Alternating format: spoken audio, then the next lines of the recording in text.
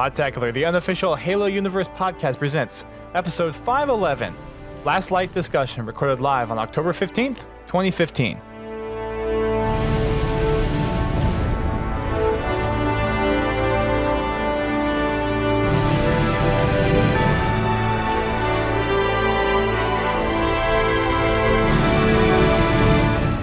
Good evening, everyone. Welcome to Podtacular, the unofficial Halo Universe podcast. I am your host, Duststorm.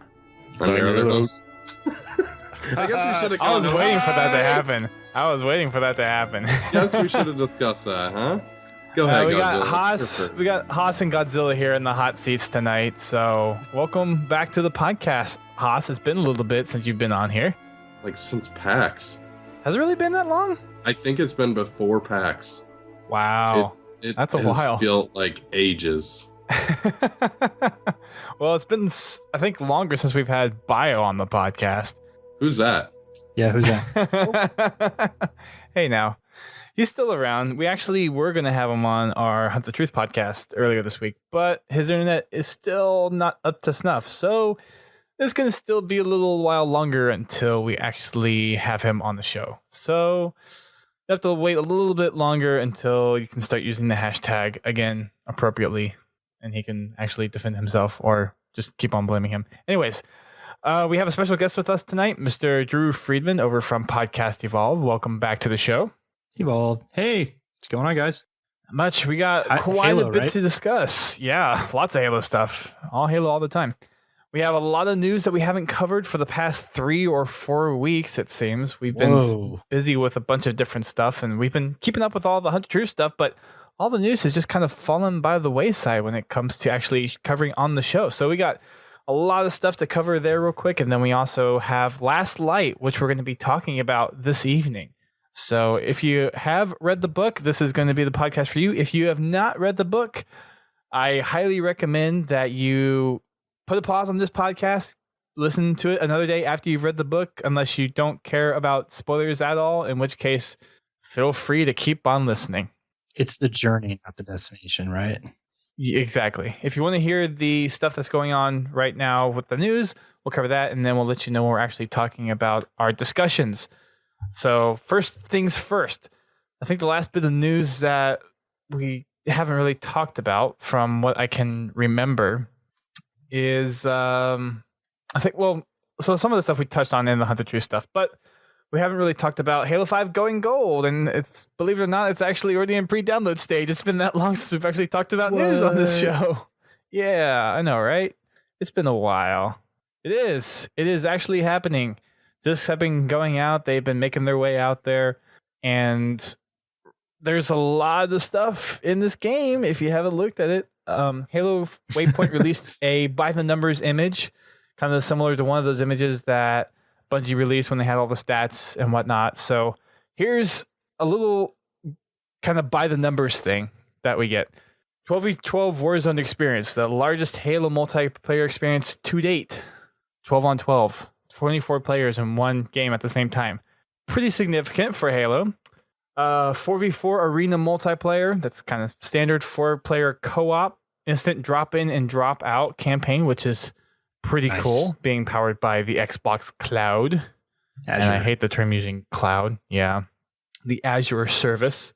But yeah, instant drop-in and drop-out. That means you can jump into anyone's campaign lobby at any time. You don't have to start it at the beginning of the mission. You can just drop straight in, or you can drop straight out, and then the AI will take over immediately. Next thing, there are 15 campaign missions that takes about 8 to 12 hours on just normal difficulty. So there's a lot of stuff to play in just the campaign. A lot of stuff. And then we have 13 hidden skulls in the campaign. So this isn't something where the skulls are just something that you can turn on straight away. These are actually, you have to go find them in the game, back to kind of how it was in Halo 2 and Halo 3, which is good. Somebody found one today, I think. I read somewhere that one of them's been found already, which is crazy. Yeah, I think it was one of the guys at IGN Probably found it in one of their press release copies. Now all of a sudden I just picture them finding like a sticker of a skull when they open the box. Does this count? Did we find it? No, that's just a sticker. Oh, well. sorry. So we also have 117 intel items in the campaign. Nice little shout out to the number there, 117. Way to go, 343 on that one. There are 8 playable characters in co-op, 4 on Fireteam Osiris side and 4 on the blue team side. We have Locke, Vale, Buck, and Tanaka. And then we have Master Chief, or John, Linda, Kelly, and Fred. There are 21 multiplayer maps at launch. 6 of them are Warzone. I believe 6 of them are Breakout, and the rest are Arena. So that's nice. 21 maps. That's the most maps on a launch game for Halo. Now, is that including remixes? Yes. Yes, that includes the remixes. Okay. Yep. And then there's supposed to be another 18 plus maps coming after launch. So if you guys remember, I think they first said it was going to be 16 maps at launch and then 15. So the fact that we got an upgrade to that is amazing, I think. We also have over 1,000 recs at launch in the game. That's weapon skins, armor sets, helmets, requisition cards, boosts, all that stuff. There's over 1,000 recs at launch. And let's point out that that's at launch. That's just at launch. They are still going to be adding more after launch. It's too many. Oh yeah, it's a lot of stuff. There's going to be a lot of recs out there, and I've been talking to a few people, and opening rec packs is going to be a thing. So you will see us making videos of us opening rec packs. It is going to happen, and we will have plenty of live streams for it too. There are 175 armor sets and helmets in the game, and that's just at launch as well. All right. 30 vehicle variants, 53 different colored visors, over 1,600 forge objects, with forge coming in December. 1,600 forge objects. If you've ever wanted to forge, this is probably the time to start forging. Yeah, no kidding. Just gonna put that out there. That's a lot of stuff. A lot of stuff to go forward with that. It's gonna be insane. It's just gonna be nuts. Next thing is 218 player emblems. And of course, that's at launch, and we'll expand with more recs later on. And then the last number in there is over $1 million Halo World Championship prize pool, which is supposed to start sometime late this year, whether it's November or December, we're not sure yet. But Halo World Championship with an over $1 million prize pool. That's a lot of money. That makes me happy. I think that makes a lot of people happy. They haven't hit $1 million before, right? They had the global championship was $1 million. 100,000 or something like that.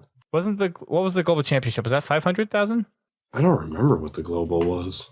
It was up there. To be honest, I kind of wasn't paying attention at that point in time. Such a shame. I think they've been building up to this. It's sad. I think they've been building up to it so they could do the million. Yeah. For Halo 5. Yeah, and I think the production value for the next set of HCS will just be phenomenal. They seem to learn a lot through season 1 and 2, so I imagine they're going balls to the wall for Halo 5. Oh yeah, they're really pushing this forward. Just kind of seen with everything related to Halo 5. Yeah, they are really, really pushing this forward. And I'm okay with that.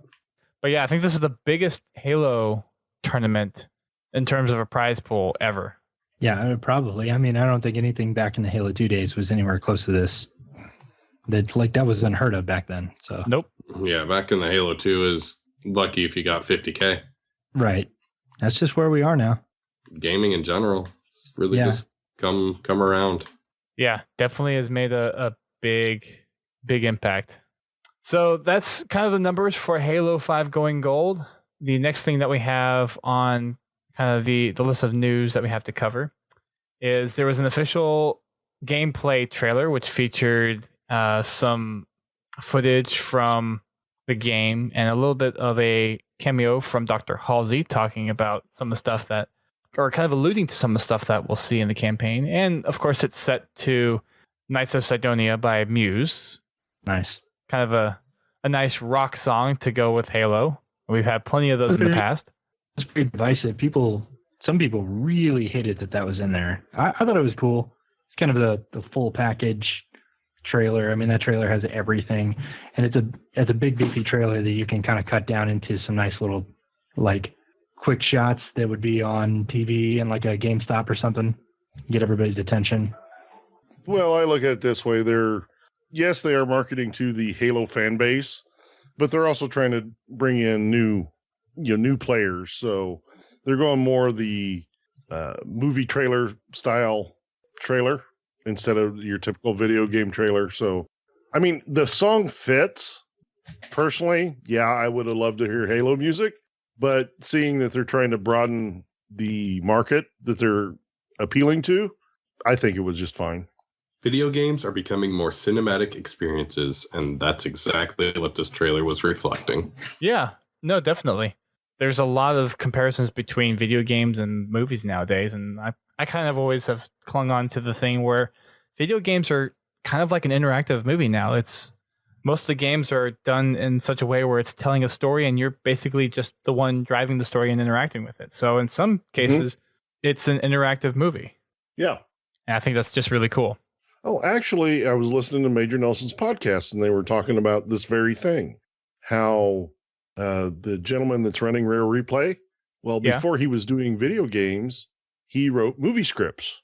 And when they had the big writer's strike several years ago, he left that and started working in video games. And he made the comment that more and more people are looking to video games for their entertainment than, just regular TV and movies.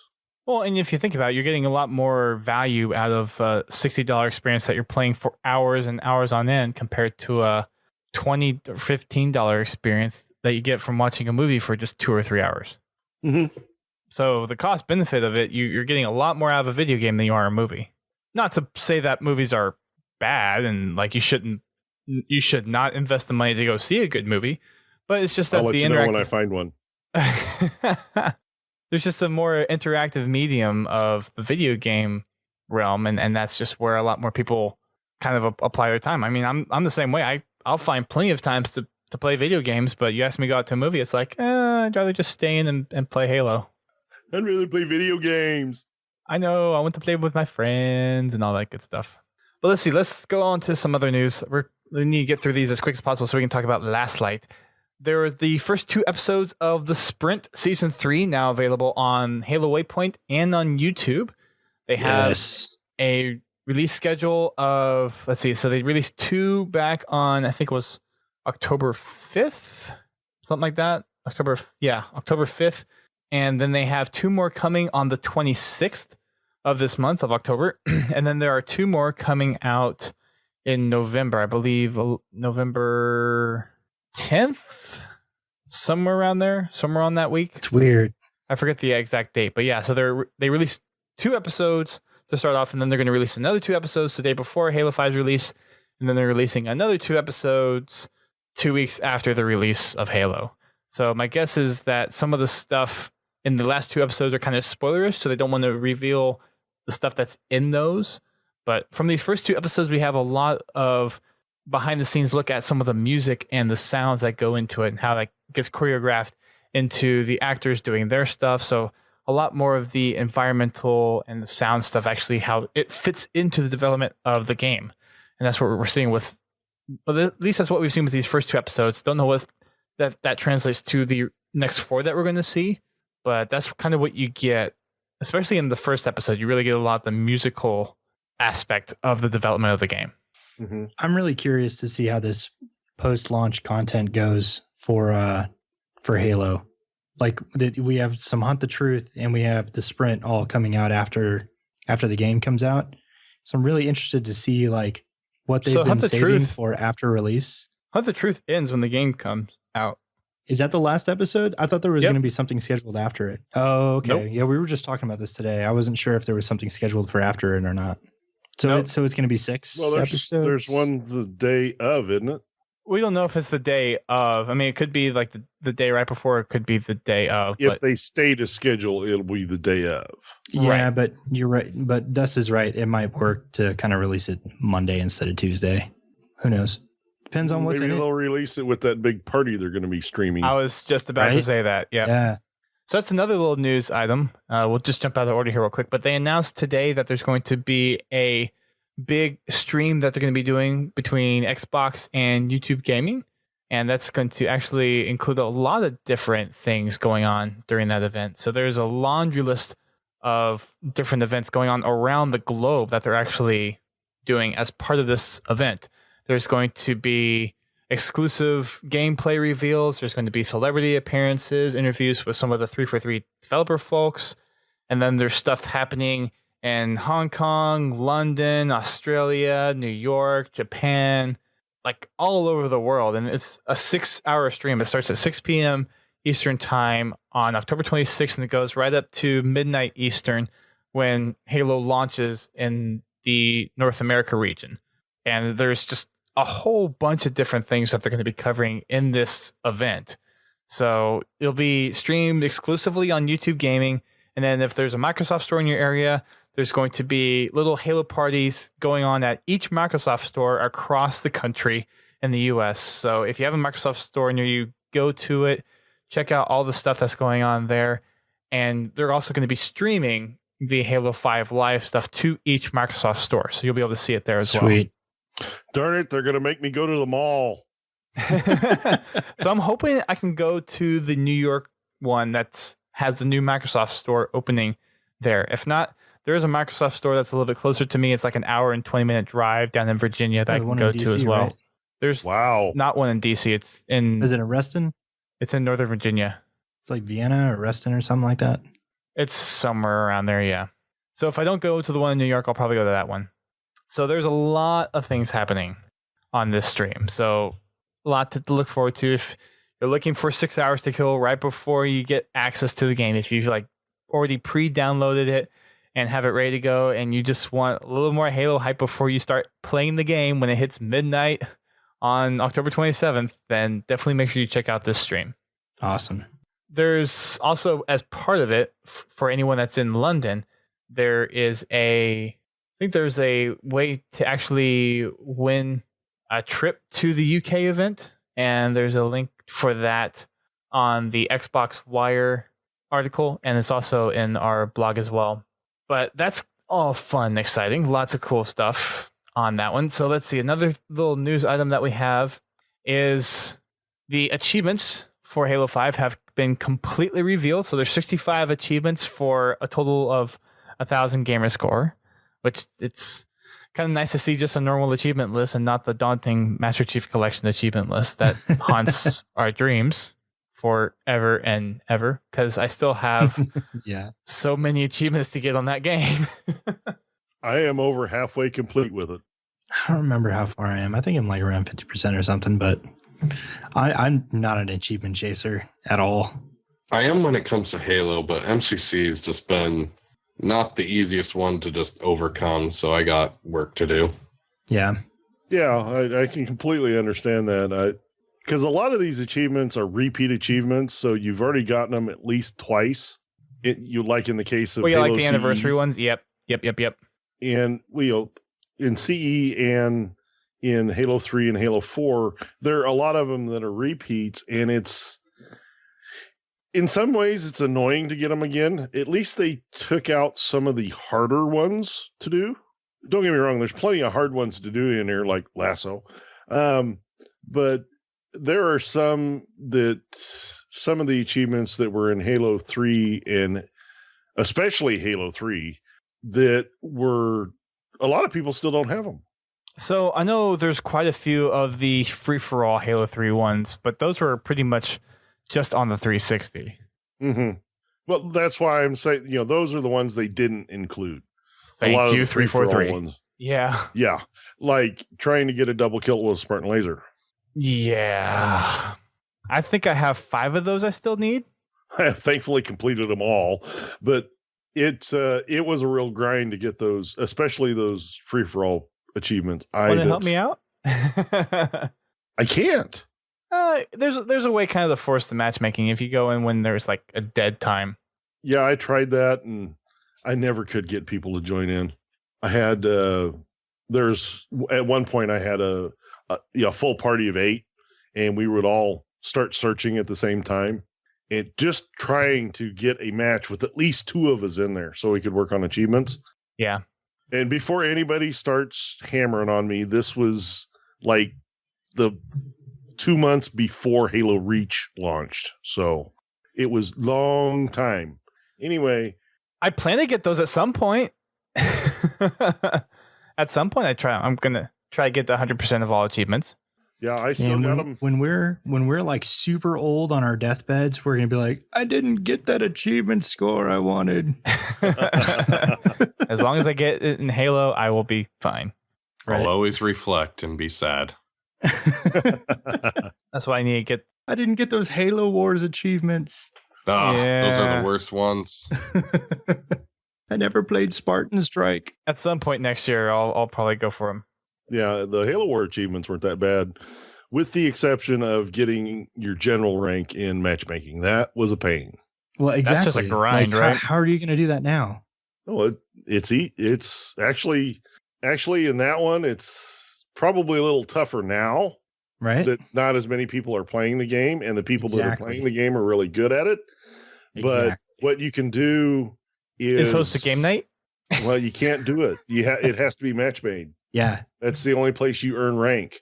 You can try Um, to still match make with people having a game night. You could. At least the chances are better that you'll actually get in with And someone they that have you plenty- know. They have plenty of low volume playlists where you could do that. But basically what I did was 3v3. And I have a couple of friends that are really good at Halo Wars, because when it comes to multiplayer, I suck at it. But I was good enough that I didn't keep them from winning the match. I played a really good support role, and they helped me get to my general rank. So it can be done. Awesome. In the list of achievements that we have, there's a lot of standard ones. I'm not going to go into too much detail here because there's a couple of them that kind of, Spoilery. well, I mean, like barely spoilery. But if you're one of those that wants to really remain dark of it, then I'm just going to avoid like saying some of the specifics. But as normal, there's the completion achievements for every single mission. There's one for completing the whole campaign on normal, heroic, legendary, all missions by yourself, complete any mission on heroic with 3 or more skulls active, complete any co-op mission on heroic difficulty, complete every co-op mission on heroic difficulty, find and claim 1 piece of intel or a skull, find and claim all pieces of intel or skulls. Then there's some mission specific ones. There's, let's see, 1, 2, 3, 4, 5, 6, 7, 8, 9, 10, 11, 12, 13, 14, 15, 16, 17, 18, 19, 20, 21, 22, about 25 or 26 mission specific ones where you have to like complete the level doing a certain action or kill X number of enemies or something like that. And then in multiplayer, there's complete 3 Warzone matchmade games, call in a wreck that costs 5 energy or more, open a gold wreck pack, kill a legendary boss in Warzone, win a match on the 3 original Warzone maps, complete 5 stronghold matchmade games, complete 5 breakout matchmade games, complete 5 capture the flag, Slayer matchmade games, and then qualify for CSR. And then lastly, there's the whole customization stuff. So change your Spartan's gear, change your emblem, change your service tag, create and save a custom game type, and then there's even one for spectate a game. I like how, at least on the campaign achievements, they're even with the achievements, they're pushing the co-op portion of it. They still have the solo achievements in there, which is nice, but a lot of the achievements for campaign are really focused on the co-op play, and that's what I like.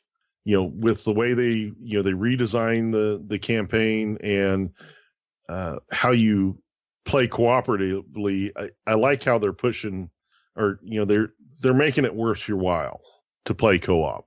Yeah, and we've seen that Halo 5 has always been built with co-op in mind. That's kind of the thing that they've been touting for Right. a while. So the fact that they're still focusing on the co-op experience, even with the achievements, it just kind of reinforces, hey, this is a game that you want to play co-op. And to that end, I appreciate the fact that they still include hey, here's some achievements for playing solo also. Like rewarding both. Well, I don't think they could have got away without having the achievement of completing the game on Legendary by yourself, because that's just a Halo tradition. Yeah. They've all had that achievement. Well, the games that have had achievements. I don't think Halo 3 had it. I thought it did. Completing the achievement on solo? Or completing the campaign entirely on solo? Completing legendary. I'll have to look. I think so. Completing just legendary, but it didn't say necessarily it had to be solo specific. And Halo 2 for the PC didn't have that either. Although you couldn't really do co-op anyways. Yeah. Messed down that feature on the PC.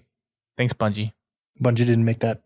Yeah, I forget who the company port. It was Gearbox. No, it wasn't Gearbox. Not for Halo 2. Oh no, Halo 2. That's right. Yeah. Was I that a don't pandemic? remember who. I don't remember. Maybe? No, it wasn't them. Eric Yabu said start with Reach, which I think is correct. But anyways, so those are the achievements that we have for Halo 5 Guardians. If you want the full details, you can go on to our website and check out the post there, or head on over to Halo Waypoint and check them out there. Another thing on the news front that we haven't touched yet is the limited collector's edition disc exchange program. So if you bought the limited collector's edition and you want to have a physical disc instead of all the digital content, then you can do that. Xbox support put up a page where it kind of details out all the steps that you need to go through. And basically, as long as you have not redeemed the code at all, you go through the contact page on Xbox.com, do the chat with Microsoft support, and then you basically say you want to exchange your digital copy for a physical copy. They go through collecting your information as far as the code that you have, your gamer tag, your email address, and your mailing address. So they can do that for you. Now, it is important to note that if you are That doesn't planning sound on... complicated at all. No, it's pretty straightforward. But it is important to note that if you plan to do this, you're only eligible to exchange it between the dates of October 20th and November 1st. So if you are wanting a physical copy of the game, then you have to do it within that time frame, or else you're stuck with a digital copy of the game. So make sure you go and exchange it as soon as you get your game so that you can get the physical copy. Now, if you get the physical copy, you'll get the extra content that you would have normally gotten through just the digital code in separate codes. So what they were doing with the digital editions is that one code actually gives you everything. So one code will redeem Halo 5 Guardians, it'll redeem your Warzone Rec bonuses, and it also redeems your access to Halo The Fall of Reach. If you go for the physical route and you're exchanging your limited collector's edition, then you'll get the physical disc, but you also get a code separately for the Warzone packs and a separate code for Halo The Fall of Reach animated series. So something to keep in mind, just if you're planning to go down the route of exchanging your digital copy for a physical copy. Also, we learned the install size of Halo 5. So if you're looking at a disk install size of about 46 gigs. And that's also if you are currently preloading, which is also available now. If you have Instant On already turned on, then you would have already started downloading the game to your console. If not, then you just need to go to the Games Hub on your Xbox, go over to Halo 5, and go ahead and do the pre-install for that.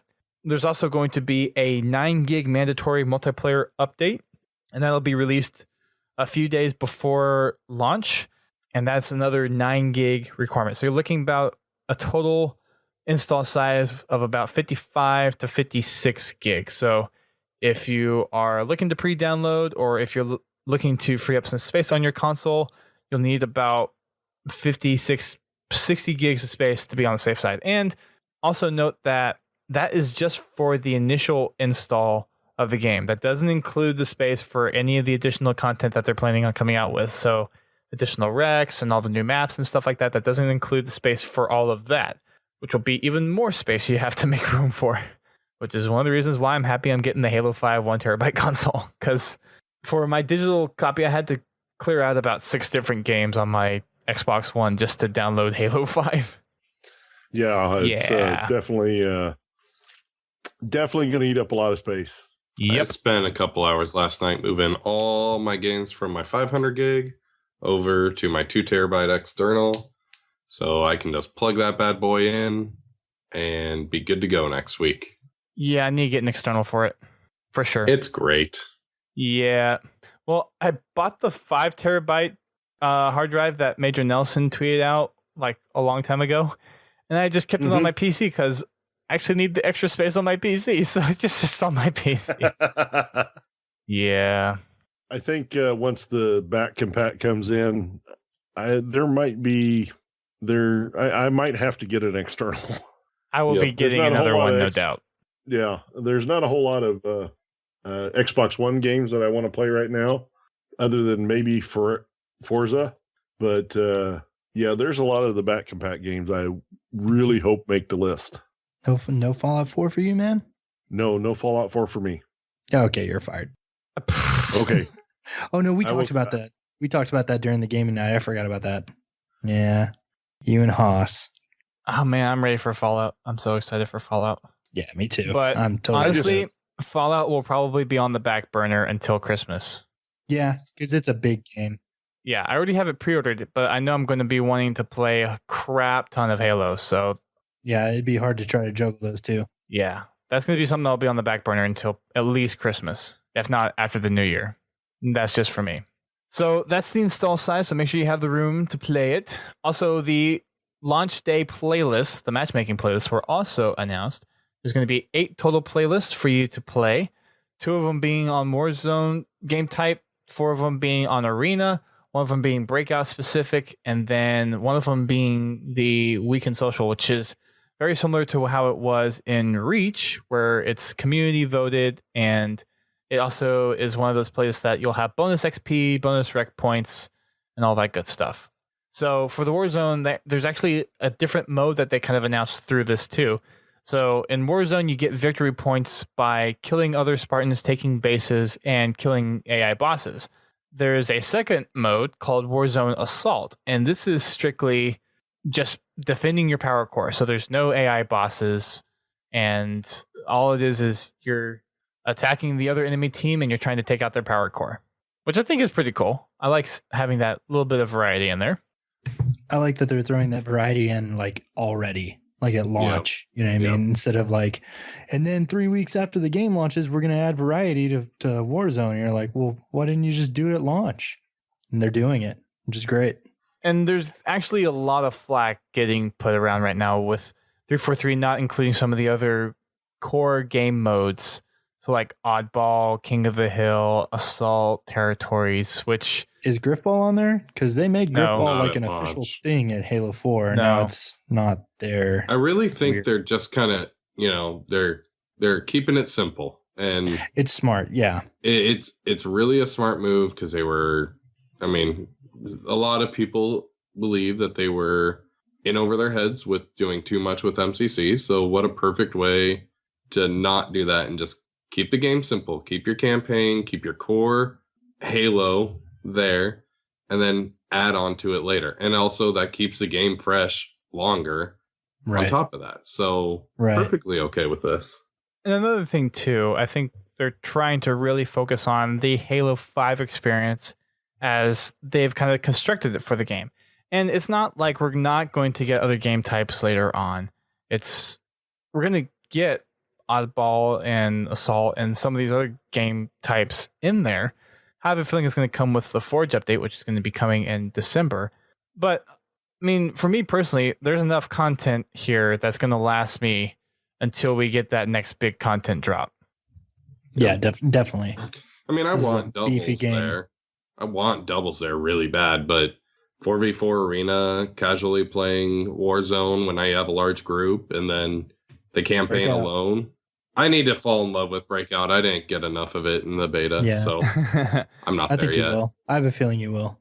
I'm not quite as huge fan of Breakout. I'm definitely in love with Warzone though, and the other arena stuff definitely feels traditional Halo to me. But the thing with the just for the whole argument about no team doubles and having the 4v4 is that 343 has been pushing HCS, which is 4v4, and I mean, to me, Halo has never really been a 2v2 game. Maybe that's just me. And See, I disagree. I totally disagree. Like Halo CE, it's always been a squad game to me. It's always been the 4v4. That's how my multiplayer started. So 2v2, and then Halo 2 doubles and Halo 3 doubles. I mean, because I have a lot of fun memories, and I love 4v4. 4v4 is my favorite. But doubles, if it's just you and one of your buds on, it's a perfect playlist to go on because you're not going into big team where you're depending on 6 others or in Warzone now 10 others. It's kind of like you got you and your bro, and you got this. That's why I think doubles really does have a good home. Well, regardless, I think there's a lot of focus on the squad 4v4 because that's what they've focused on in HCS. And I mean, look at the rest of Halo esports. It's been 4v4. Perfectly fine with that. 4v4 is my favorite, I'm just saying that, like, if I don't have a full squad of 4, doubles is a perfect backup. Got it. So the other arena playlists that we have are going to be Team Arena, which is going to be a mix of Breakout, Slayer, CTF, and Strongholds. Then we have Slayer, Free For All, and SWAT. And those are your arena playlists. And then we have a specific Breakout playlist. Then we have our Weekend Social. So that's the playlist details for Halo 5 at launch. And I think there's one more item. Nope, sorry, 2 more items. 3 more items. Wow, we have a lot of stuff. So much news. Yeah, I know, right? So the Fall of Reach animated series had a trailer that got released during our kind of news hiatus. So make sure you go check that out. For those that don't know, the Fall of Reach animated series is actually an animated adaptation of the very first novel, The Fall of Reach. This is the story of how John became a Spartan and a little bit of the origin stories of the rest of Blue Team, which you'll be playing in Halo 5 Guardians. So if you haven't read the book, I highly recommend you read the book. If you don't like reading, then this should be a good in-between for you. So make sure you check it out whenever you get the game. If you have the digital deluxe edition, the limited edition, or the limited collector's edition, blah, blah, blah, blah, then you will get this as part of your entire package. Next thing is there is a new kind of experience Halo 5 site up on Xbox.com, and it's actually some little video snippets from both Spartan Locke and Master Chief, kind of giving both of their sides of the story of Halo 5. And if you go through the entire experience, you actually get a promotional rec at the very end, and it's an AR skin, I believe, or BR skin, one of the two. I got an AR skin. Okay, AR skin. It's called the BR skin, though. It's weird. Okay. So if you go to experience-halo-5-guardians.xbox.com, then you'll be directed to a site where you can watch 10 different videos, 5 from Spartan Locke, 5 from Master Chief.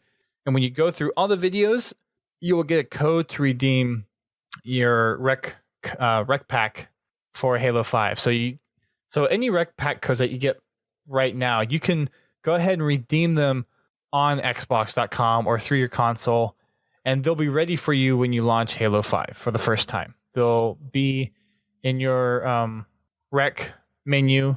They'll just be ready for you to pick up and open straight from the get-go. So make sure you go and get that free rec so you don't have to wait to just open it in a random rec that way.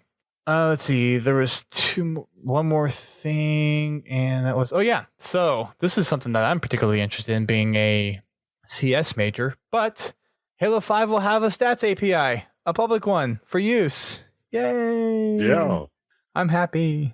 This is really, really good for the community. One of the big things back in the days of Halo 2 and Halo 3 were there were these communities that made really cool websites and signatures based off of your stats. Granted, that was only kind of one side of things, but other people went on to make some really cool stuff with the Reach API, and I think that was the first public one.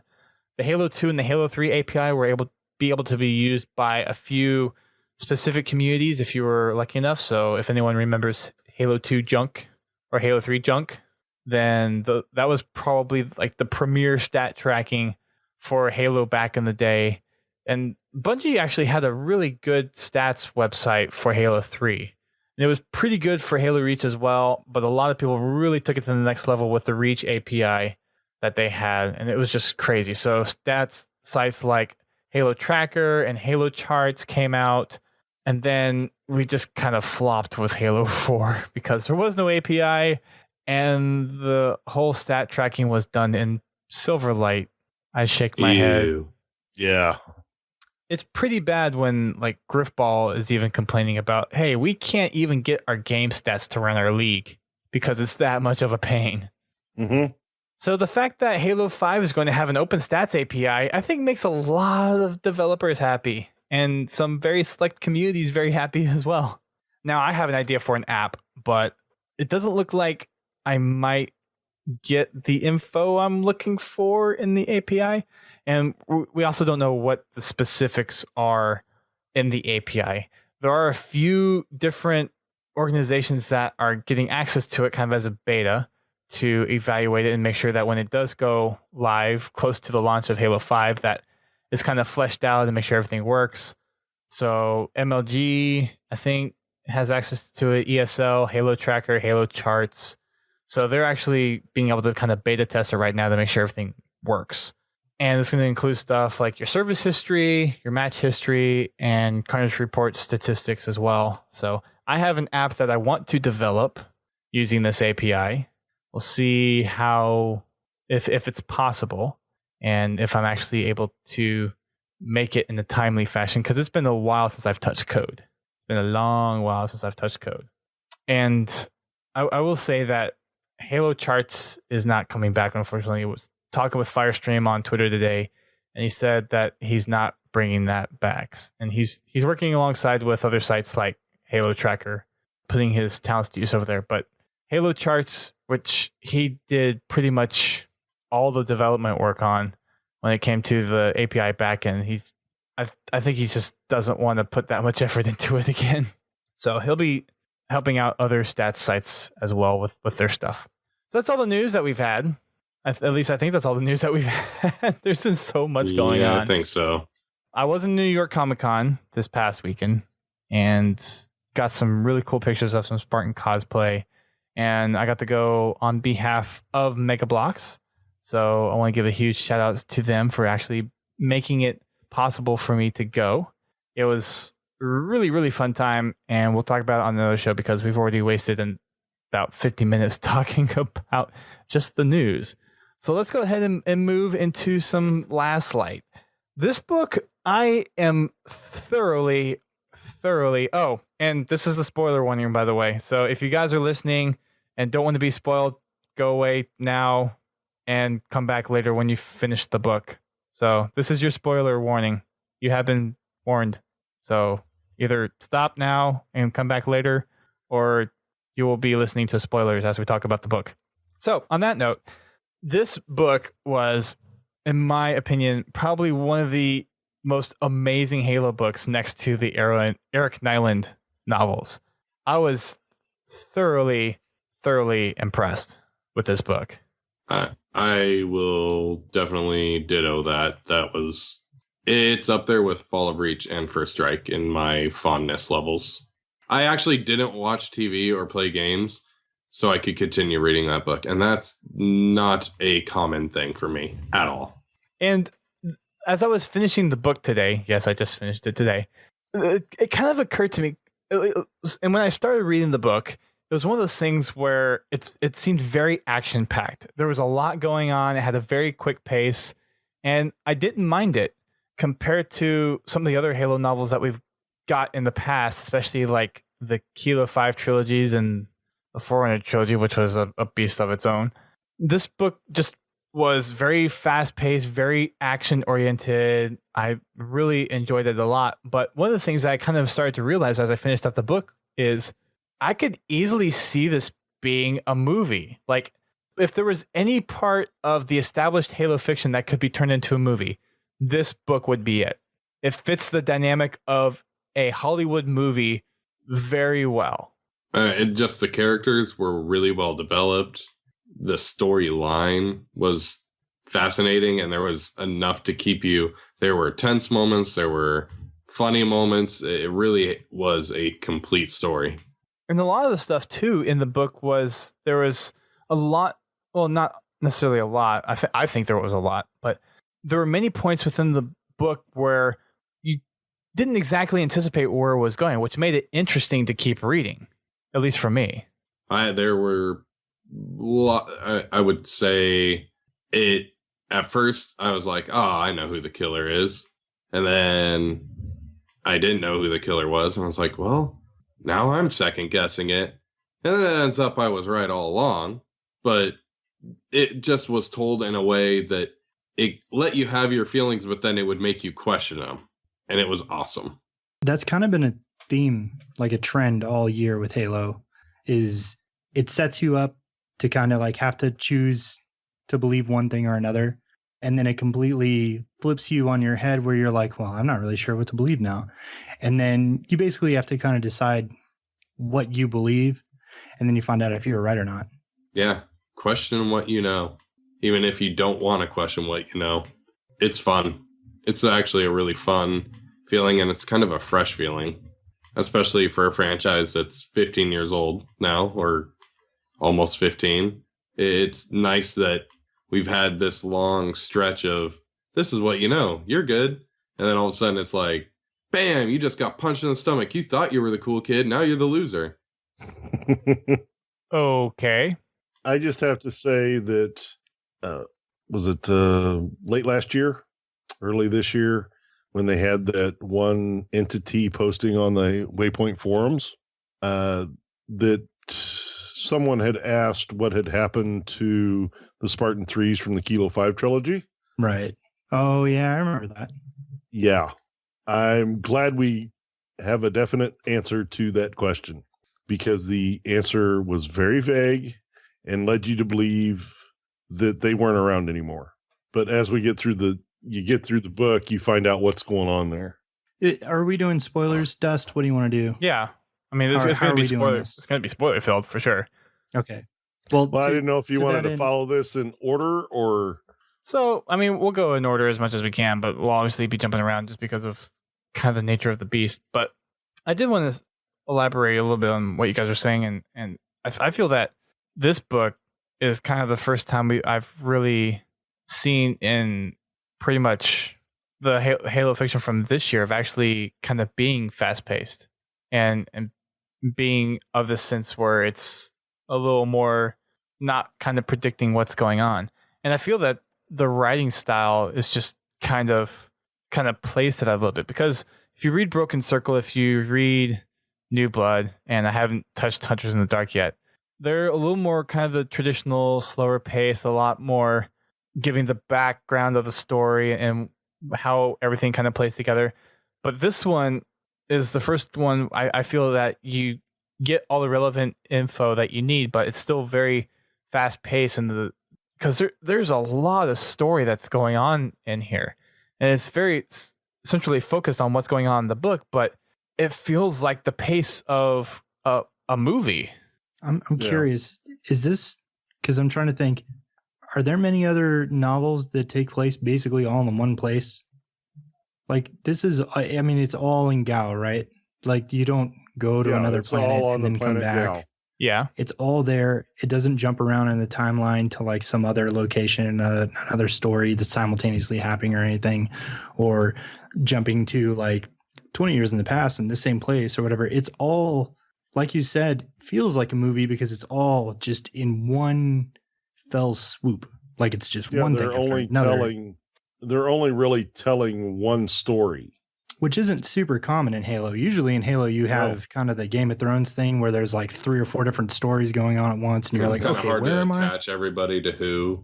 Yeah, you're especially like. Well, the Fall of Reach is very progressive in that way. Granted, it spans a longer time frame, but it's in order. The Flood's in order. First Strike is in order. Ghost of Onyx is in order. But I think you actually have a good point. It's in order. It's not that it's in order. It's that the Flood's a good example. It bounces around. You jump around from perspective so much that you could almost like say, okay, I'm going to skip these chapters and just read this story of this one situation, and then go back and read this other story of this other situation happening in this book, because there's not a lot of crossover a lot of time when they do that.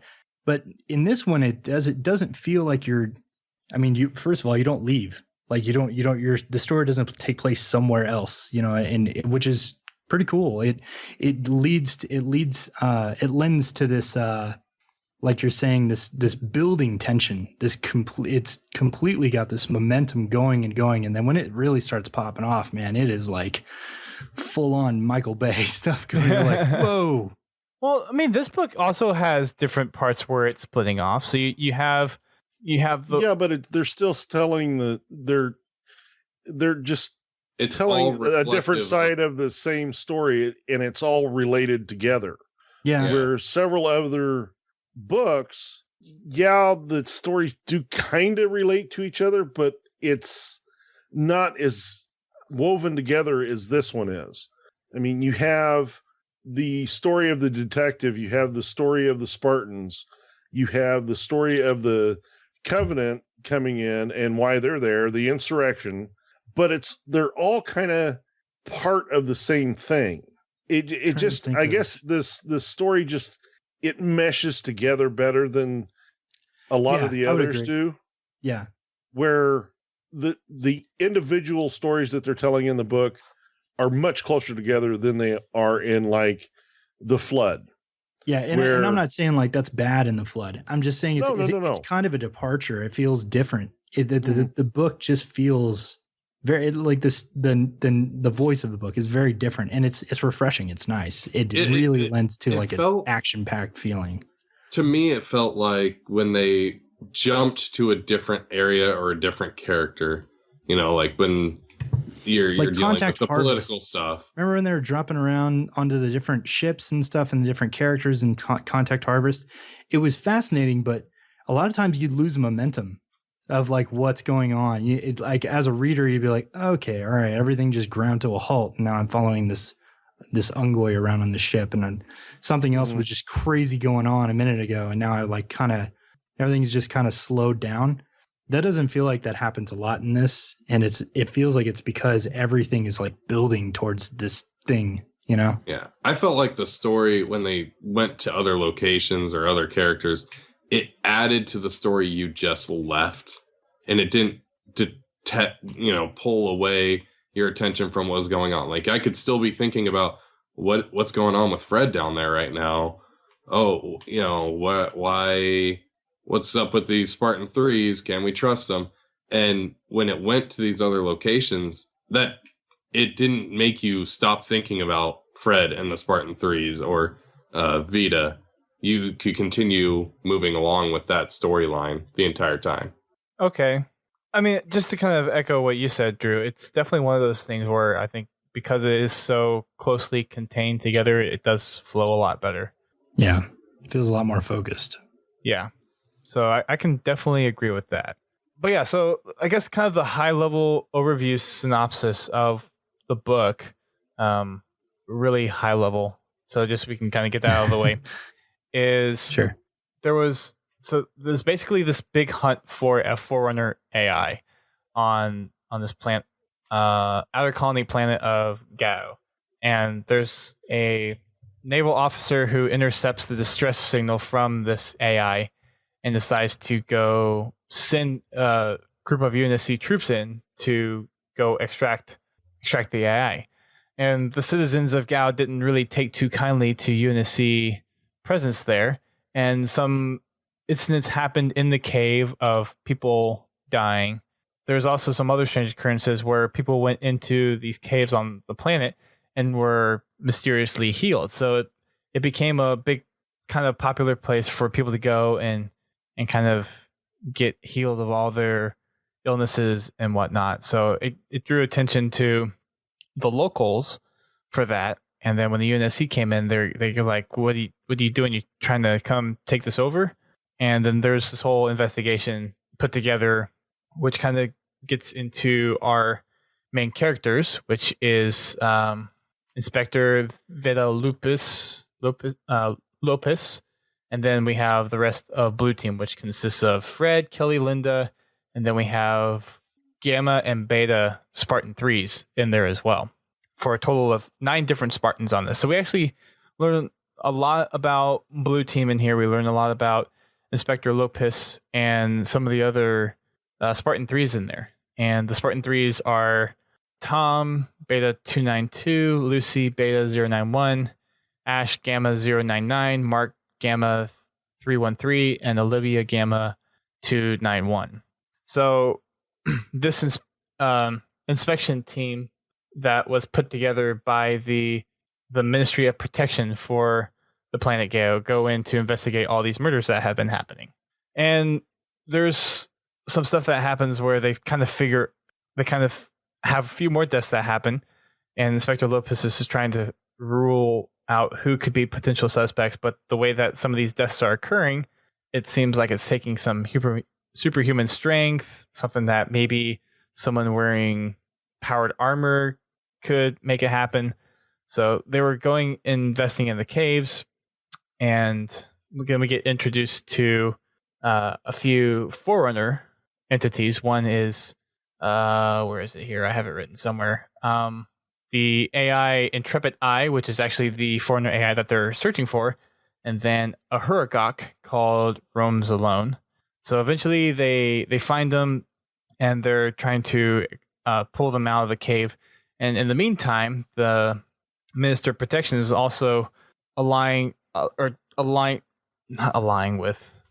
with some Covenant factions and some insurrectionists to go and pull the AI out as well. So while Inspector Lopis and the Spartans are in there trying to pull out the AI, there's another team that's trying to go and pull out the AI as well, which complicates things, and then things get messy with the with Blue Team trying to extract it, and then there's kind of all that battle that takes place in the nearby village of Mendoza, and there's a whole bunch of back and forth. And after they are able to get the Forerunner AI out and extract it, after a lot of kind of going back and forth, we actually see some interactions between Wendell, which is the UNSC AI, and Intrepid Eye, talking about what happened to the Forerunners, and she learns that the Forerunners actually disappeared, and that the mantle of humanity, or the mantle of responsibility, falls on humanity through Wendell. And she kind of takes upon herself to make the decision that the humans that she's interacted with are definitely not worthy, and she's trying to reconnect with the Usimi, or basically kind of the Forerunner Ecumene, the Forerunner Empire. But since it's no longer there, there's nothing really to contact. So she's trying to still figure that out before completely just kind of turning over to helping the humans regain the mantle. And there's a couple instances where the Intrepid Eye tries to take out Inspector Lopis because she figured out who the Ancilla was, and the Ancilla didn't want her identity to be known. So she tried to take out Lopis on three different occasions and failed every single time. And eventually, Blue Team was able to extract Intrepid Eye and get them on board their extraction ship by kind of misleading some of the forces from Casil, who at this point goes from Minister of Protection to President in the course of the book. And they eventually deliver the so this is the point I kind of missed on at the very end, and I need to go back and reread it. But they get to their evacuation ship, and Inspector Lopis basically gets an offer from Saren Osman to join Oni for being special investigations with Gamma Spartans, or Spartan 3s. That's kind of a high-level overview of it. So we'll dive into some of the details here. Oh, yeah, we passed over a lot of detail. Well, there's just so much in here that I know. It's hard to cover it all. I completely understand. We could easily talk about this book for like 10 hours if we really wanted to, but I would need to read it another 3 times before I could. It's an 11-hour audiobook, just to kind of give you guys an idea how much is in this book. But, starting off right at the beginning. Yeah, let's start at the beginning. That's a good place to start. Really? Sure. Okay. The way they start this out is the general or admiral. What is he? Commander of, was it the 777th? Commander Nelson? Yeah, Commander Nelson. Yep. He commands was it the 777th? 717th. 717th. What do they call it? Something research division or something like that? Xenomaterials Exploitation Battalion. Yeah.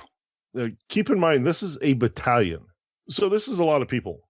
He comes across the AI's transmission, which was triggered, and this we'll roll into the Kilo 5 trilogy when Sav Fel tested the ventral beam on Pious Inquisitor on a derelict planet on Forerunner ruins. That triggered a distress signal from them that awoke Intrepid Eye on Gao. Just to give you a little bit backstory as to why all of a sudden this AI is active. Dang, I lost my train of thought. Words? I hate it when I do that. Words. But anyway, he comes across this transmission that Intrepid Eye is sending out, trying to get more information.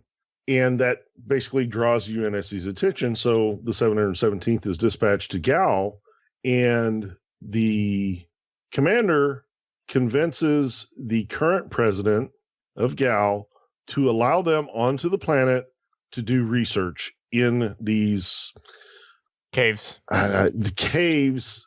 Well, I mean, it's an extensive cave system. It covers which a is huge area. Actually a cooling system, believe it or not. Yeah, you find out later that he figures out that it's actually a way to cool the power plant for the Forerunner base without basically having huge heat blooms that everybody can see, which is really cool. But we're talking thousands of years, so they look like caves. Mm-hmm. And there's also, like, to the caves, the whole thing of the local Gao population being like having this place kind of be magical is whenever some of these people would go in, they would get knocked out, and because they would discover like either Intrepid Eye or the Huragok, and the Huragok would actually go in, heal the wounds, and then remove their memories of it ever happening. So it was basically like, hey, I had this great experience in the cave. I got like, it's like a cave of healing type of thing. I remember having a broken leg before I entered the cave. Well, the deal is that didn't start happening until recently. Before that, they have like hot spring spas. It's right. A very active cave as far as hot springs, underground lakes.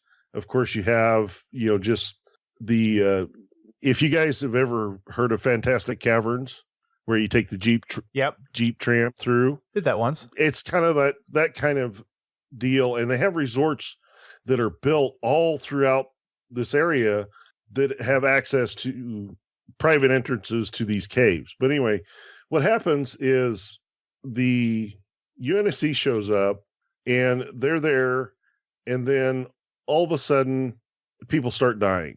They start finding dead bodies. So the UNSC locks down the caves. They basically say nobody comes in. But of course, people being people, they would find guides that would sneak them in and out. So people still were dying. And at the time that they brought in the inspector, there were 8 people that had been killed. And they getting into the start of the book, the inspector, they're talking, she's filling us in on a lot of this stuff as she's taking the tram down to basically base camp. Yeah. I love the interaction she has with the UNSC inspector that was assigned to investigate these murders. She's like, "Go away, little boy. I know what I'm doing." It's funny the way she does it, but she does it in a polite manner. But you can kind of, as you're reading it, you can see the wheels turning in her head. She doesn't exactly hide it, but it's like, I'm going to do this my way. I don't care what you say. So it's just, I like that part of of her character, and the way she plays off the team, and eventually starts playing off the Spartans, especially Fred, Olivia, Mark, and Ash. Especially Mark. Actually more Olivia. Mark is he kind of stays separated from her. Don't get me wrong, they do talk. I meant more the fact that she was blaming Mark for a while, or at least had him as kind of the primary suspect in all the murders for a good, half of the book? I got this really... the first part of the book, she suspected one of the Spartan IIs. I got a really big, step parent joining a family vibe with her, because is like her and Fred kind of had like this bickering kind of humorous thing off of each other. And then she had this really natural maternal kind of care for Olivia. And then Mark was like that kind of like rebellious stepson that she doesn't know how to approach, and she doesn't quite trust him when he's around. And I mean, that's just how I look at it.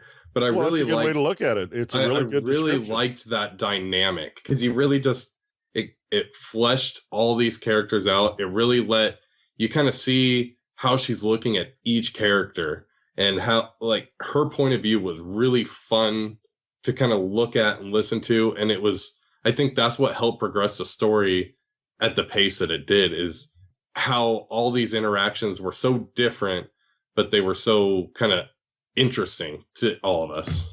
Mm-hmm. Well, the fact that the Spartan 3 started calling her mom probably that boosted that even more. Kind of leans that in there, but it's like what the stepchild does to the step parent when they're like, "Oh yeah, mom."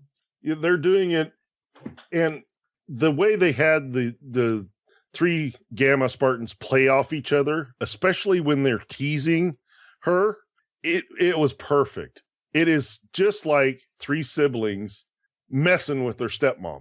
Well, and the other little funny part too is whenever they would talk about, like, she would be asking questions, and whenever they would have to say, "That's classified, mom." Yeah. Because they knew a lot of this, like, they had their mission of they're in there to extract the AI, and they were basically trying to cover on that mission while they were basically trying to help her along with her investigation as well. Well, they're Spartans. They've grown up Spartans. They're military. They will do what they are ordered to do. Yeah.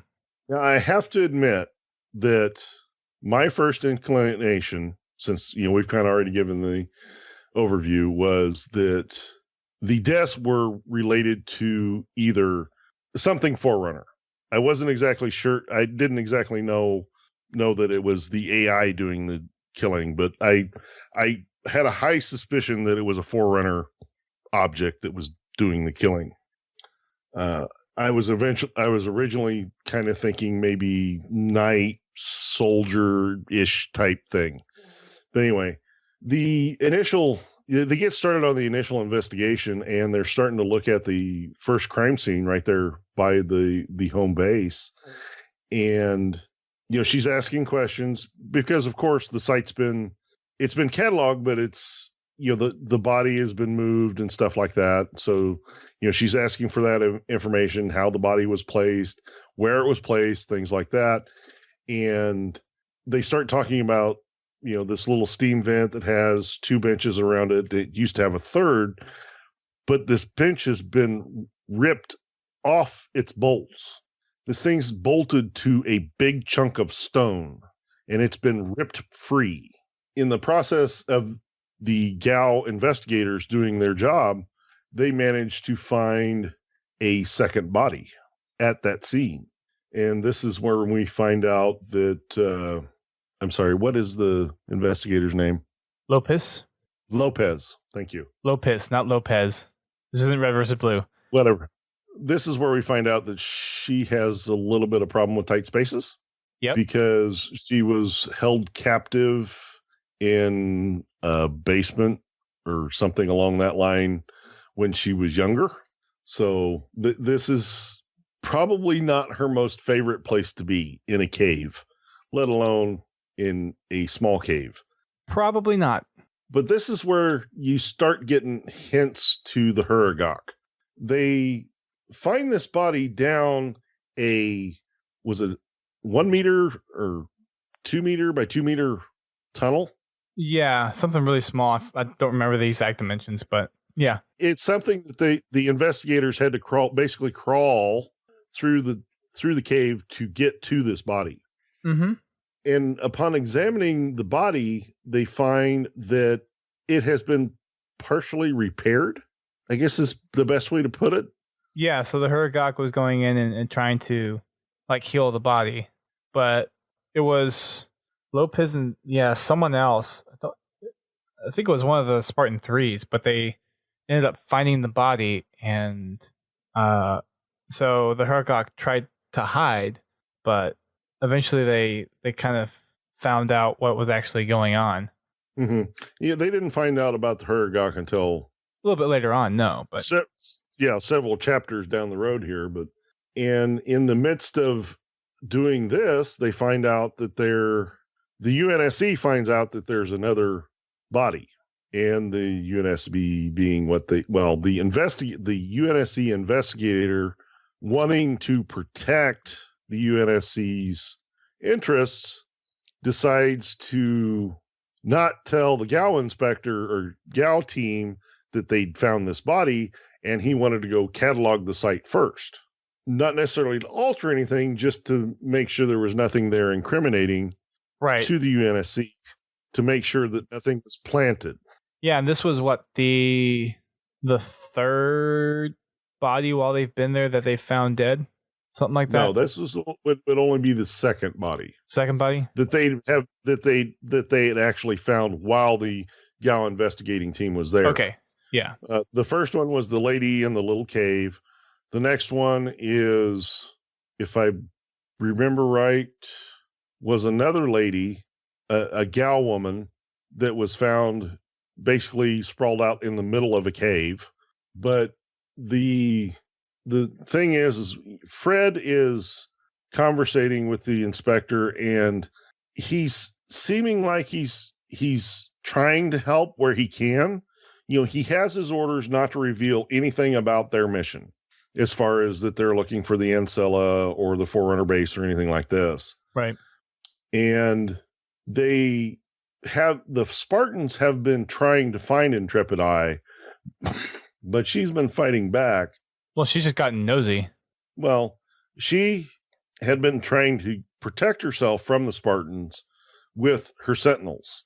And the Spartans had been slowly chipping away at the contingent of sentinels that she had at her disposal.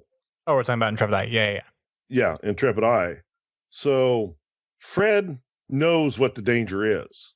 And this is a reoccurring theme. And they do this masterfully to try to throw you off the scent that, Intrepid Eye is the one killing people. They do this, Fred says, because it comes out that they are looking for a target. And they basically say that the targets that they're protecting the Gao team from don't kill like that. Yeah, and there were just these little pieces get slipped throughout the book that eventually she works out the entire story of why the Spartans are there, but that's on down the book. And it's actually a little while before we actually learned about Intrepid Eye and the Huragok. Mm-hmm. We just know a lot of the mystery. I think it's probably, a third of the way into the book where we actually finally learn about Intrepid Eye and the Huragok, and it's when we actually hear about that second death that occurred while they were there that we actually learn about their identities. The point we learn about Intrepid Eye is when Fred and his team that are down in the caves go to the second scene after she finds out about the second body while doing a autopsy on the first body they found. And it's like an 11-hour crawl through these tunnels. I'm not claustrophobic, but being in a small space at my size for that long would drive me insane. Anyway, what happens is that the major that was assigned to help investigate these deaths, and one Marine went off to this other crime scene. And when they get there, when Fred and his team get there, of course, they find those two dead along with the body. And how Intrepid Eye, because Intrepid Eye is the one doing the killing. Yep. And how she's doing that is that she is splitting part of herself off, or she's inhabiting one of their maintenance drones, which one of their maintenance drone, it's not really built for combat, but it does have, actuator arms or stuff that are very strong. So it's not impossible for these drones to have the strength to, pull a bench out of the, off its bolts, or to crush someone to the point where they die or tear a limb off. But this is, once they get to that point, that's when you start hearing about Intrepid Eye. Yeah, it's whenever they go and try to investigate that second murder that they themselves get killed in the process, and actually I think it's either Private Hayes or Major Halal actually end up injuring the Huragok. The Major was the one that actually injured the Huragok. Okay, and actually a little something special about this Huragok, which I guess we've kind of alluded to already, but we haven't really expanded upon quite yet, is that this Huragok, unlike fixing machines, actually fixes biological specimens. Which they refer to it as a life worker Huragok. Right. So something that's very different. And they do describe the Huragok as being smaller, and instead of pink, green, and they have extra tentacles over just the regular engineered Huragok. Let's see. From the first scene to the second scene, the first murder scene to the second murder scene that they went to, there was some other stuff in there that I'm blanking on right at the moment. Oh, I know what I'm forgetting. So they basically, from the first murder scene, Fred splits his team off. He sends off Kelly, Linda, Tom, and Lucy somewhere, and then the Mark, Ash, Olivia, and Fred are all they're the other team. Fred leaves with the inspector to go back to the hotel so they can do an autopsy on this body they just found. And while there, because Lopis is Lopis Lopis Lopis. Yeah. Well, I'll work on it. I'll try. Wait, she is a master interrogator, and she's subtly on the way back trying to get information out of Fred.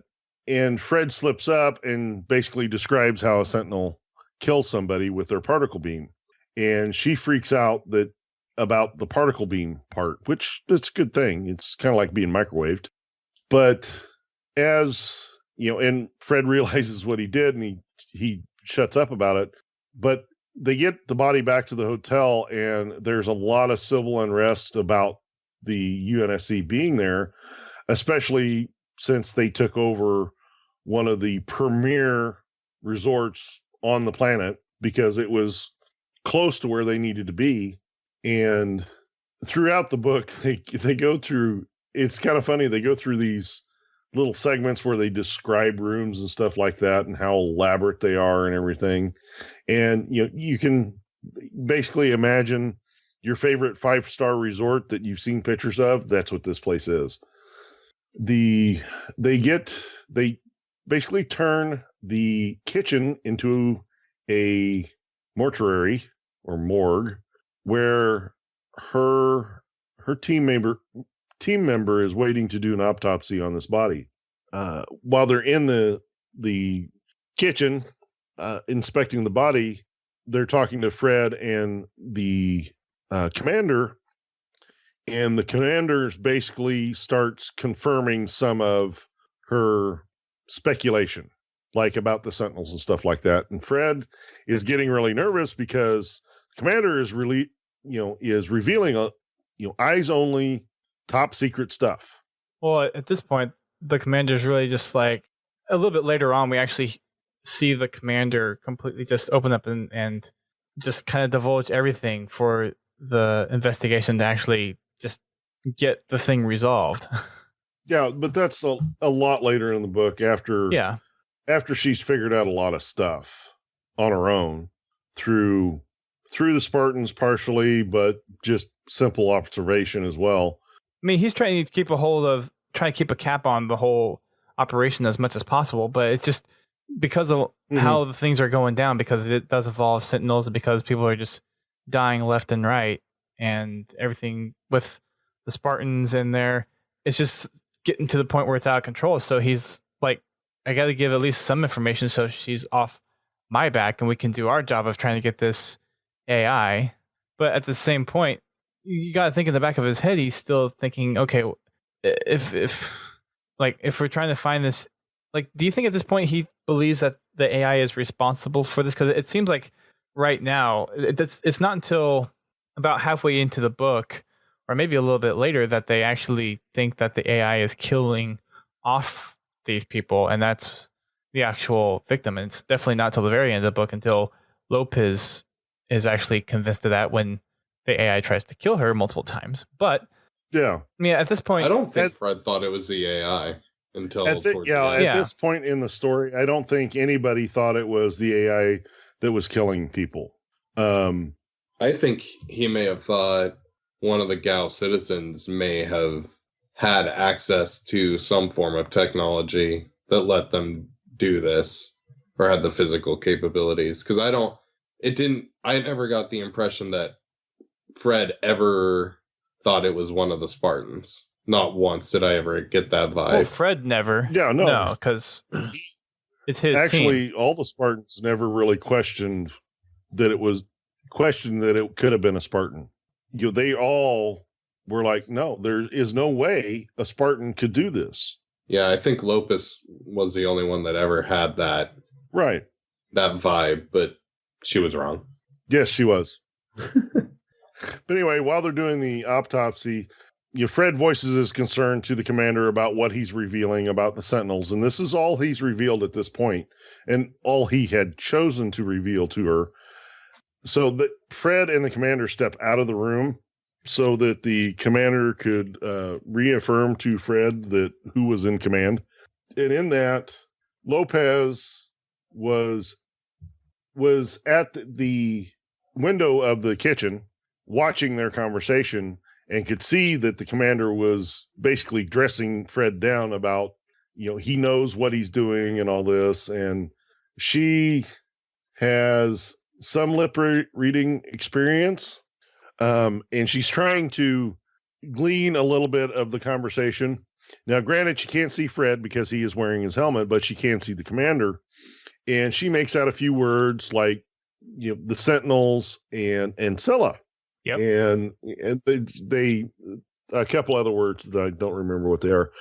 But anyway, this is where we find out that she is not just an investigator, but she is also kind of acting as a spy.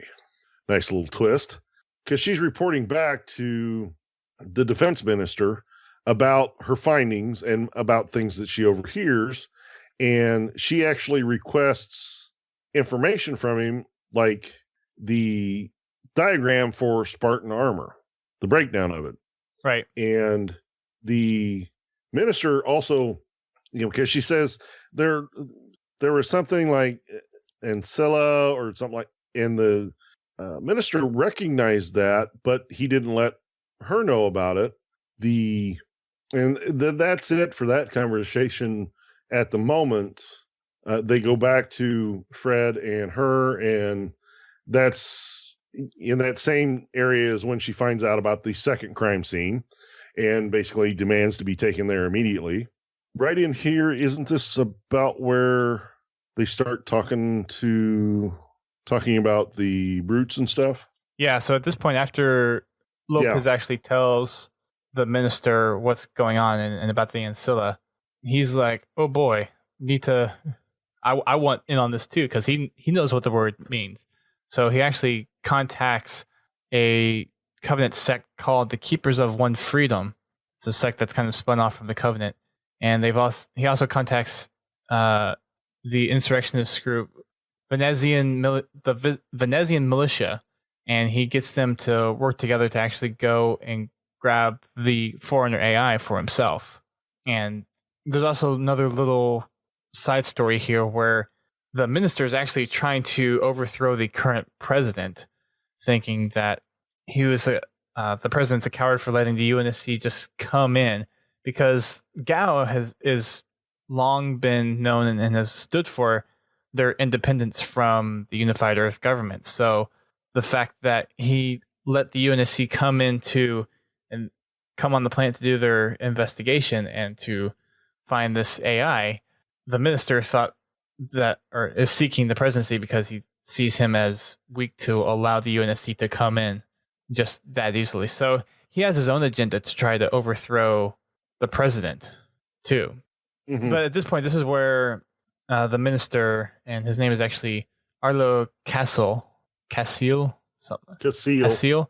And he's gotten the Keepers of One Freedom, who is actually led by a brute called the Dokab Castor, and then Reza Lindbergh from the militia to actually go and get the AI.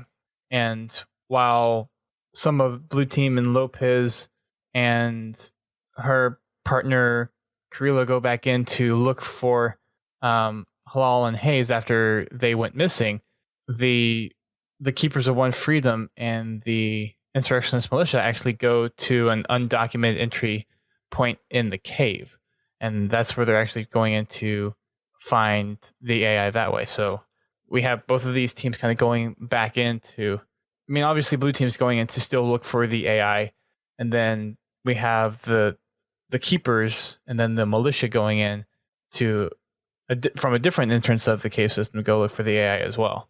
Yeah, the neat thing here is that you have the UNSC going after Ancilla, you have the Gao minister going after Ancilla, and then you have the insurrectionist woman. She's pretending to work with him to get the Ancilla, as well as with the chieftain. The chieftain's going in to get the Ancilla, and she's going in there to take the Ancilla back to Venezia. So and Lopez is trying to solve a murder mystery going in here. Yeah. And in all of this, Lopez is just stuck in the middle of this whole hunt for an AI, and she's trying to hunt a murderer. So exactly. This is they're all looking for the AI. She just doesn't know it yet. Yeah. But they get to the second, this is about the time they get to the second murder scene, where unfortunately they do find the UNSC inspector and his the guy that the Marine that went with him. So yeah, they find the major Halal and then Private Hayes. The inspector is just Lopez. That's the only inspector. Sorry, I couldn't think. I blanked on Major for some reason. There's a lot to keep track of in here. They find the private hanging out of the cave, electrocuted, because the Ancilla electrocuted him with a high energy discharge from this service drone that she's inhabiting, and she knows that the major is still in the cave because she has a full range of sensors just like a Spartan would, and she takes the what did they call their manipulator arms? Tentacles? They're I don't know. They're basically tentacles. And she reaches into the cave to drag him out. And of course, let me back up just a little bit. As this is happening, he pokes his head out and see what happens to the private. And he sees the engineer floating away, not knowing that the engineer did not cause that, and fires off a few rounds and actually manages to wound him, which plays into a little bit of tracking later on. But Intrepid Eye, in its service drone, spots him and then tries to drag him out of the cave, and in the process rips the major's arm off. And when the Fred and his team and the inspector get there, of course they find the bodies, and Fred, the inspector's partner actually finds the arm, I think it is. And Fred basically walks over there and picks the arm up, and the inspector starts to jump him about disturbing her crime scene. And Fred basically takes this wrist display off the arm and hands it back to her assistant and said, "Okay, here you go. It's all yours." And the reason he's doing that is because there was a communications band on the arm, which houses a piece of Wendell, the platoon's AI. Mm-hmm. And in this same area, this is where you start to get a hint of Intrepid Eye. This is where we kind of learn about her because she's trying to infiltrate Wendell through this fragment. Of course, this fragment doesn't have any Real power. have any direct communication.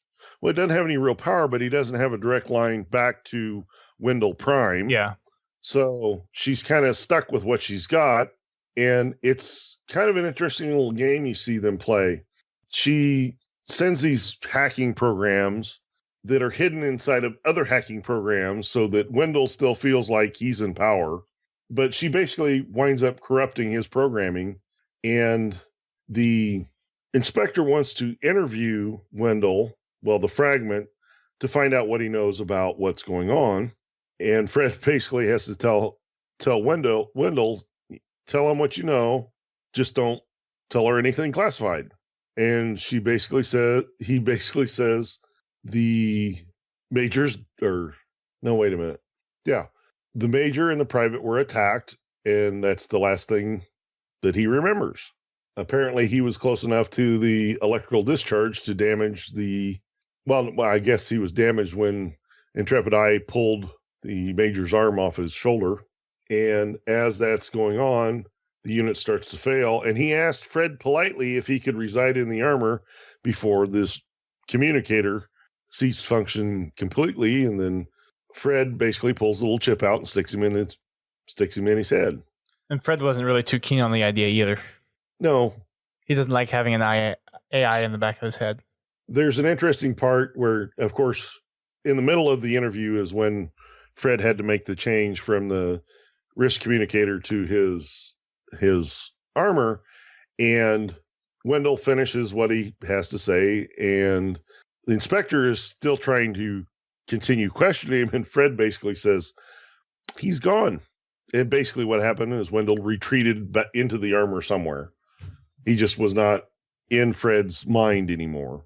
He was just residing in the crystal layer or something like that. The AI version of going and hiding in the corner. Uh-huh.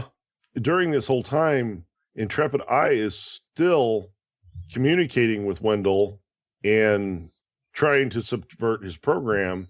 And in this process, she winds up actually compromising Fred's armor. Right, because he had already kind of hacked into Wendell before, so she had a straight line into him. So, and it plays a big part later on of actually what happens at the end of the book. Towards the end, yes. The next thing that happens is basically they're looking around the original crime scene, and they find this biological trail from when the her got shot. It was bleeding, and they follow this trail, and they're actually starting to get close to the actual Forerunner base when Intrepid Eye attacks them with her last 4 sentinels, I believe it is. 4. In the process, the inspectors, what was his name? Sorry, guys, I'm really bad with names. It takes me. I am too. Don't worry.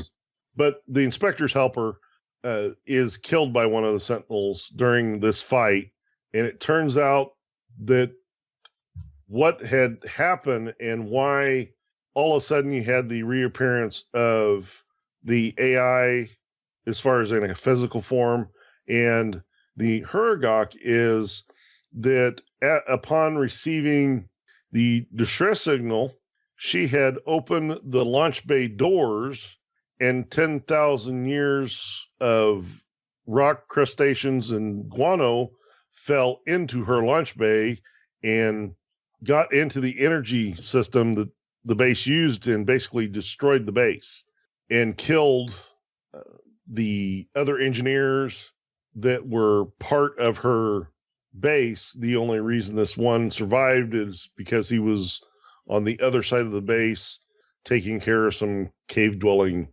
animals. Up until this point, they both have basically been sealed away from the rest of the planet. This particular Hergok had actually never seen outside of this Forerunner base. So they're going through this fight, and the reason I bring that up is because they're basically on a rubble pile that has a really big hole below it, and they're jumping around. You have this, what? 1-ton Spartan jumping around on these rocks. And then, of course, the Spartan 3s aren't exactly featherweights. And they're throwing grenades and stuff like this to kill the Sentinels. In the process, the inspector's helper is killed, and Olivia is seriously injured. The Sentinels got her pinned down, and she was under a rock formation, and they basically destroyed that rock formation, and it collapsed down on Olivia. And this is where, if you've read the Kilo 5 trilogy, you know that the Gamma Spartan 3s have an illegal modification to their brain that basically, in this type of situation, they are conditioned to just pump out massive amounts of adrenaline to keep them, to fight off systemic shock, to keep them in the fight for just a little bit longer. And Fred is going to take down this last Sentinel when Olivia jumps the Sentinel after it has been damaged. It was flying low to the ground, and basically pulls it down to the ground and smashes it to pieces with a rock. And the reason this is amazing is because at the time, she basically had 2 shattered legs. Yeah, which is insane. It's like, yeah, the type of injuries they were describing, I guess it's possible that her legs weren't exactly shattered, but they were broken in at least 2 places. So it would have been extremely difficult. And this is where this group of people are introduced to the Huragok. Yeah, because after all the Sentinels after all the shooting's done. Yeah, and the Huragok is more curious about Olivia and kind of goes against orders of Intrepidi. Mm-hmm. And he kind of wanders out and starts to, and I think at this point Intrepidi is still kind of hidden away, right? Yes, Intrepidi is still hidden. But the Huragok goes out and it's like, ooh, yeah, this is something that needs attention. Let me help. Mm-hmm. I can fix that. Exactly. But I guess this is also the part where they kind of introduce the whole smoothers things as well. So there are different companies of Spartan 3. So Alpha Company, Beta Company, Gamma Company. And the thing about the Gamma Company is because of all the messed up chemicals that they had going on, they actually had to have these other chemical supplements that kind of help keep their mental state balanced because of all the extra hormones and chemicals that they had injected into them and that they have released normally to kind of keep them going. So like take Olivia, for example, because there's that adrenaline rush to just keep her going. They need these other drugs to kind of help smooth out the effects of all the other drugs. Well, the way it is their brains have been modified to the point where without the smoothers, they're basically mentally unstable. They have a much stronger aggression response than the typical human. And that's what gives them an edge when they're severely injured. And the idea is that they can keep fighting even if their heart stops for a limited amount of time. And if you want a full explanation on that, I'd recommend you go read the Kilo 5 trilogy, because they do a really good job of explaining it. But basically, without these smoothers, the Gamma Spartan 3s are very unstable and dangerous. And this is just the Gamma Spartans. This isn't the Alpha or the Beta ones. This is just the Gamma ones. So this is Ash, Mark, and Olivia that are affected by this. In this particular group, and we find out later that there are more Gammas still out there. But yeah, the first 2 companies of Spartan 3s did not get this genetic modification.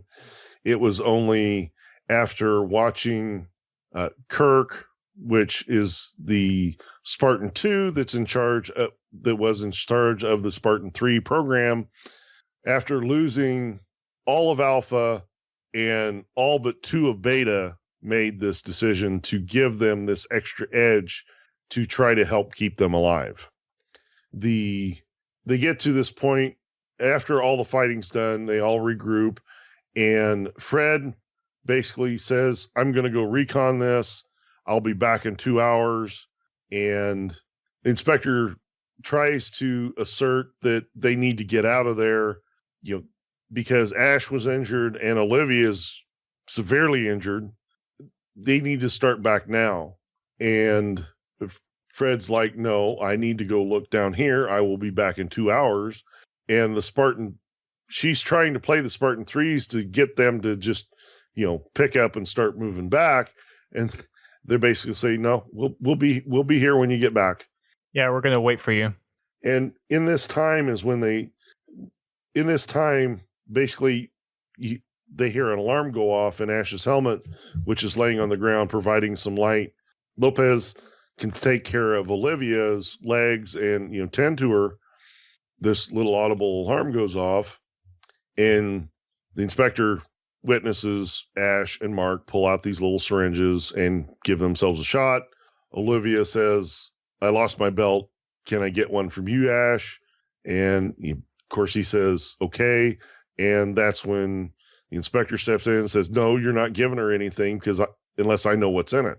And then they have to go through the part where they have to explain what is in it.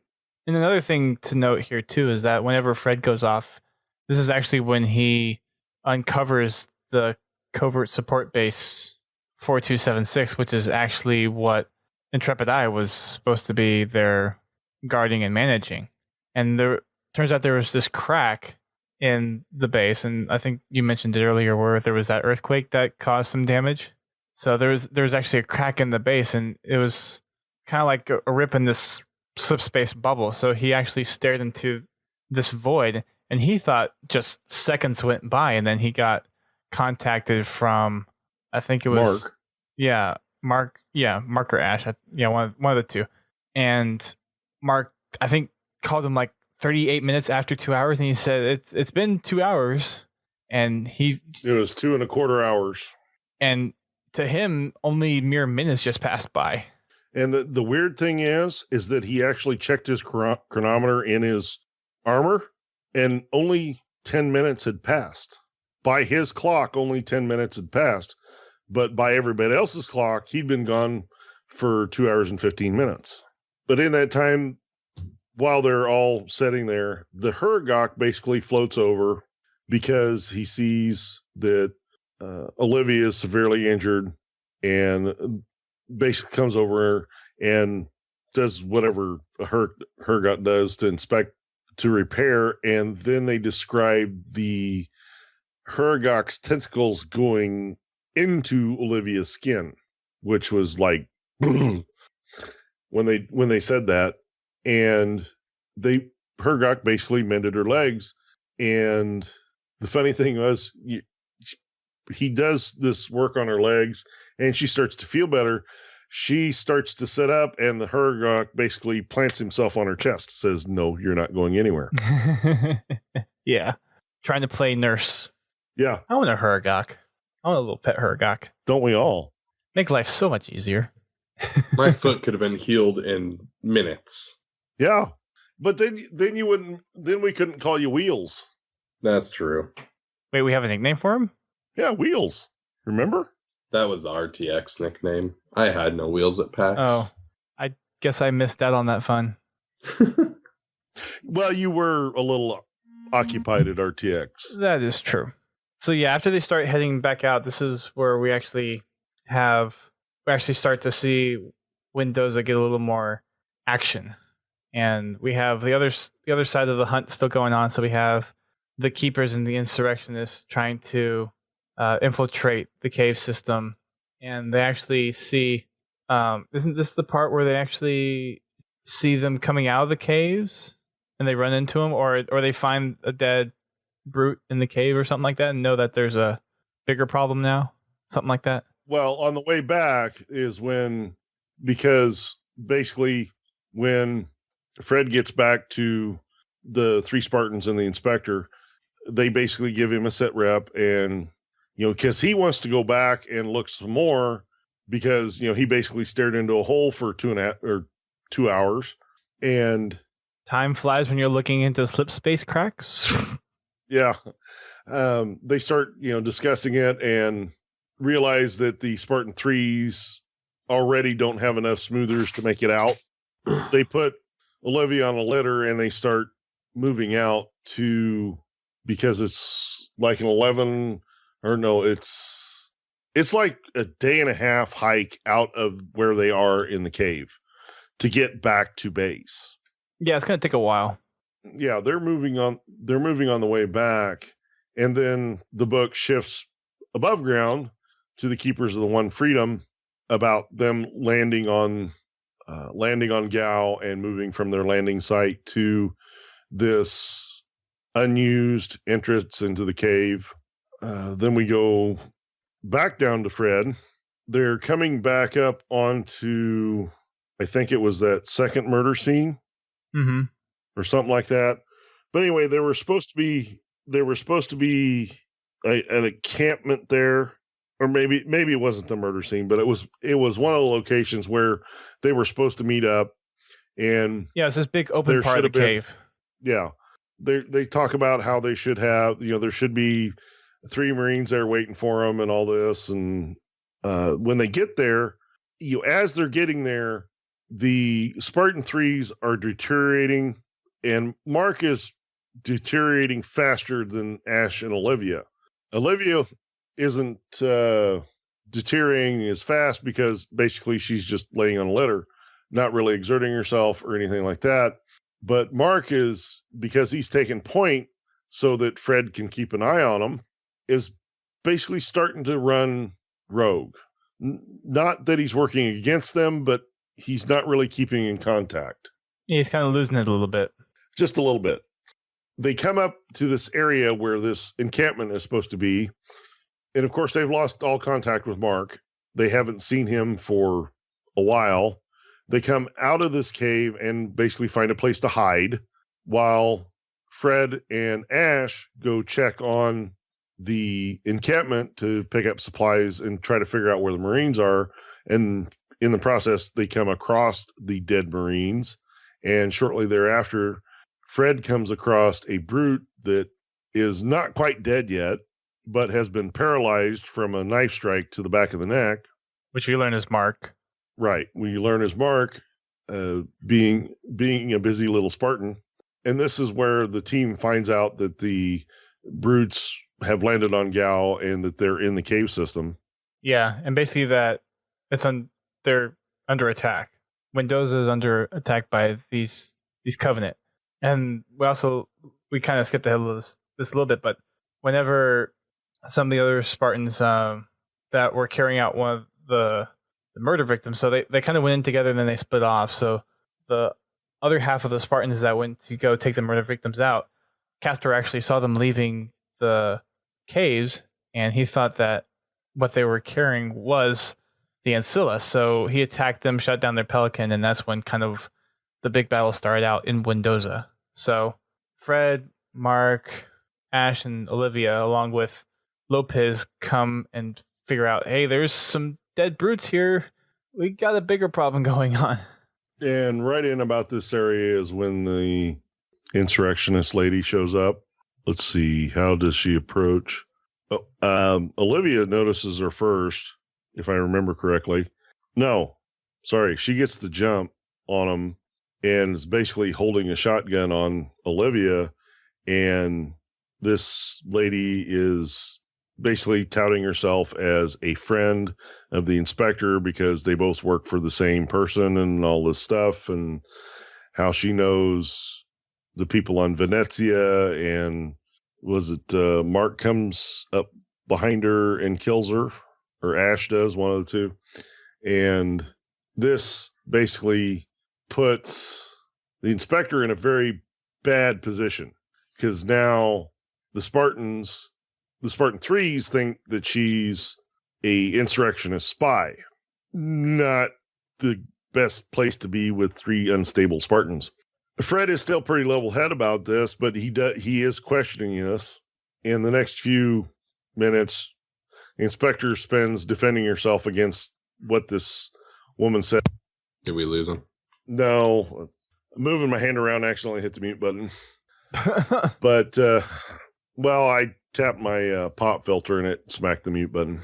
they were discussing what this particular woman had to say.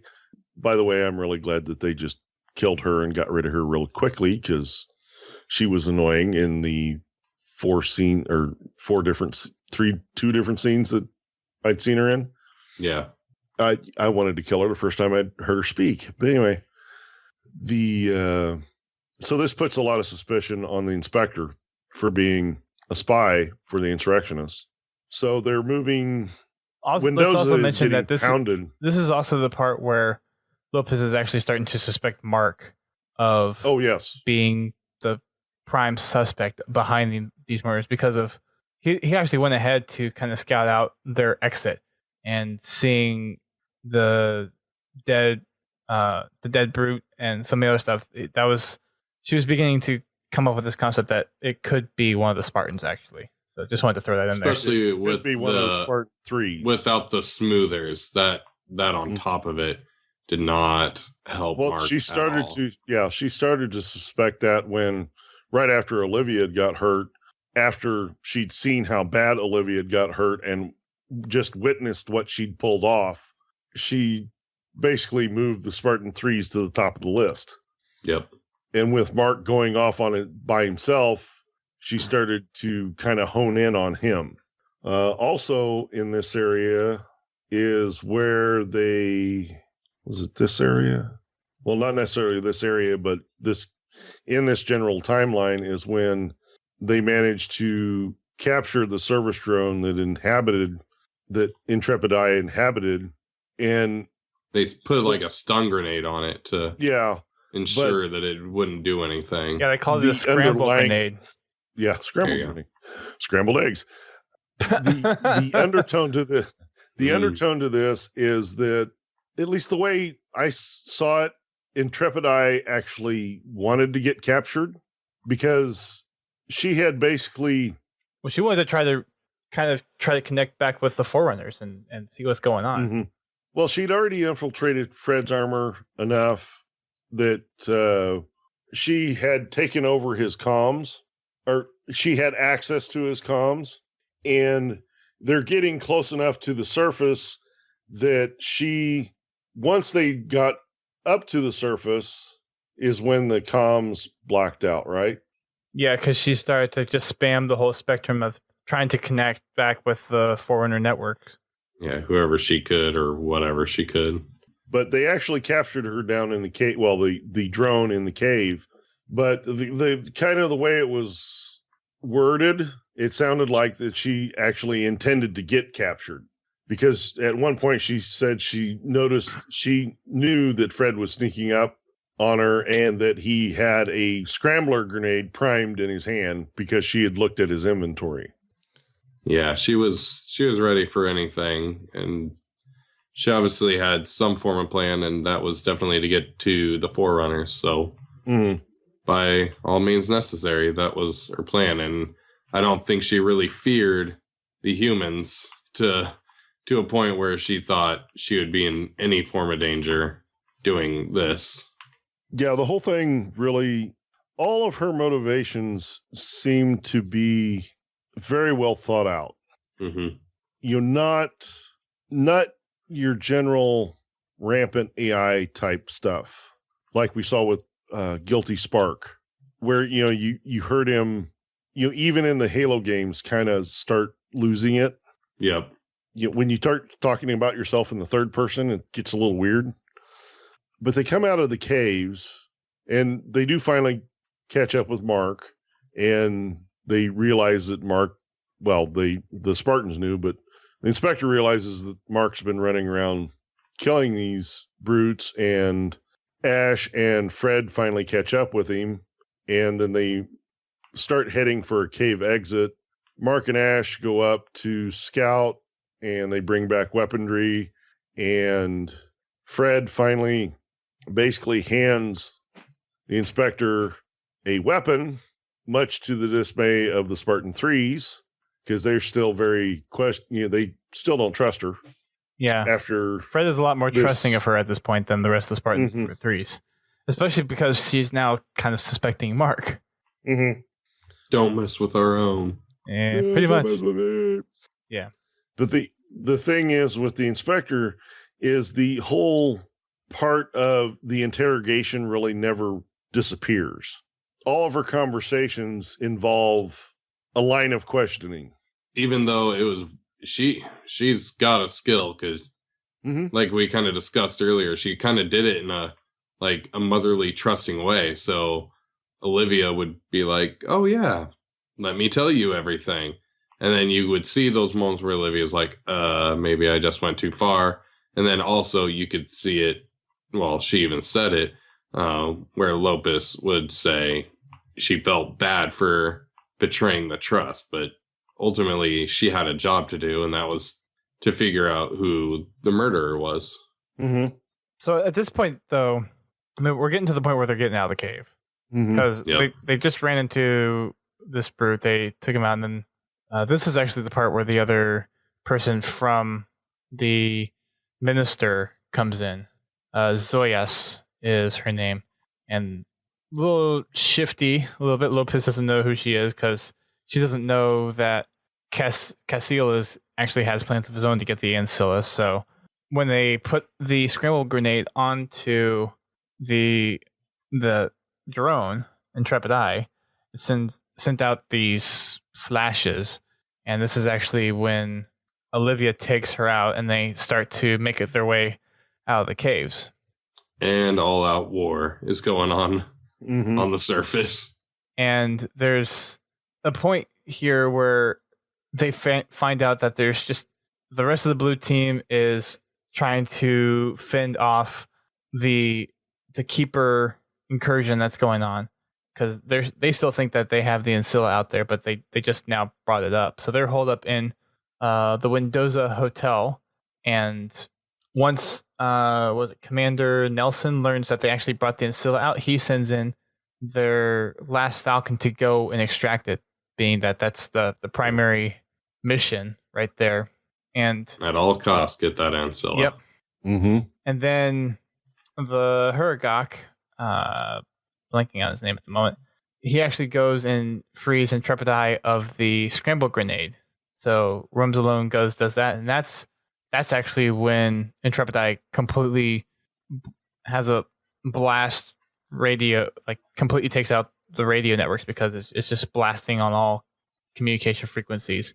So everyone is jammed and doesn't know what's going on. So because Intrepid Eye and Roams Alone are now free and kind of running off, Fred and the other Spartans go try to track it down and recapture it, and while holding off the rest of the keepers. And there's actually kind of this back and forth of them trying to capture the ancilla and the Huragok.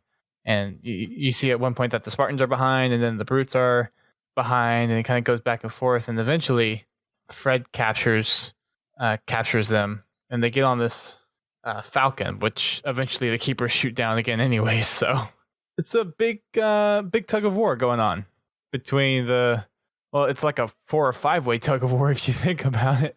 Yeah.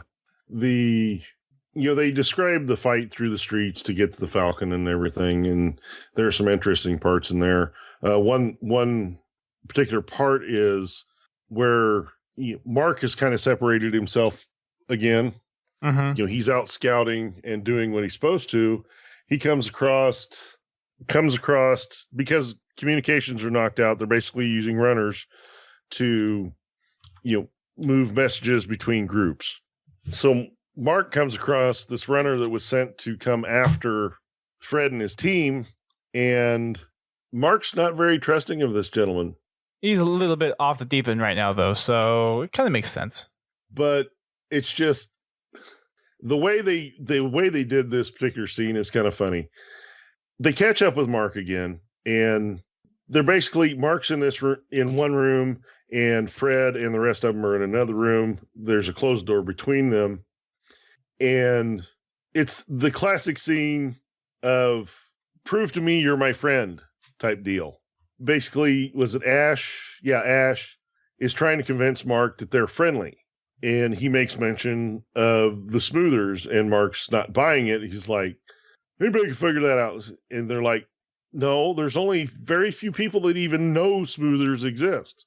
And Fred chimes up and says, this is Fred, and I'm going to come into the room because he's in his armor, in my armor, because that only fits one person. Yeah. And Mark finally agrees to that. But the best part of it is after Fred's in the room, Mark's got this guy rocked back on his heels with his combat knife to the Marine's throat. And the Marine is very intent on delivering the message. He doesn't have, at this moment, he is not concerned with his life. His only concern is delivering this message that he was sent with. And it's a good thing, too. Yeah. And after this is all, after Fred settles Mark down and gets him to release him, Fred asks the Marine to show them the fastest way back to command and basically says, Mark will have your back. And I just see this Marine turning his head, looking at Mark, looking at Fred like, are you freaking nuts? Are you sure? They describe Fred kind of pauses and looks at him like, really? I want him where I can see him. Don't worry. Mark is not going to hurt you. And they move on. And I think it's like 30 seconds later in the book, that Marine's dead anyway. Yeah, he goes into a building and he gets killed. Or they're crossing the street and he gets killed or something like that. But it's just that little interaction was kind of comical in certain ways, very serious in other ways, but kind of comical in some ways.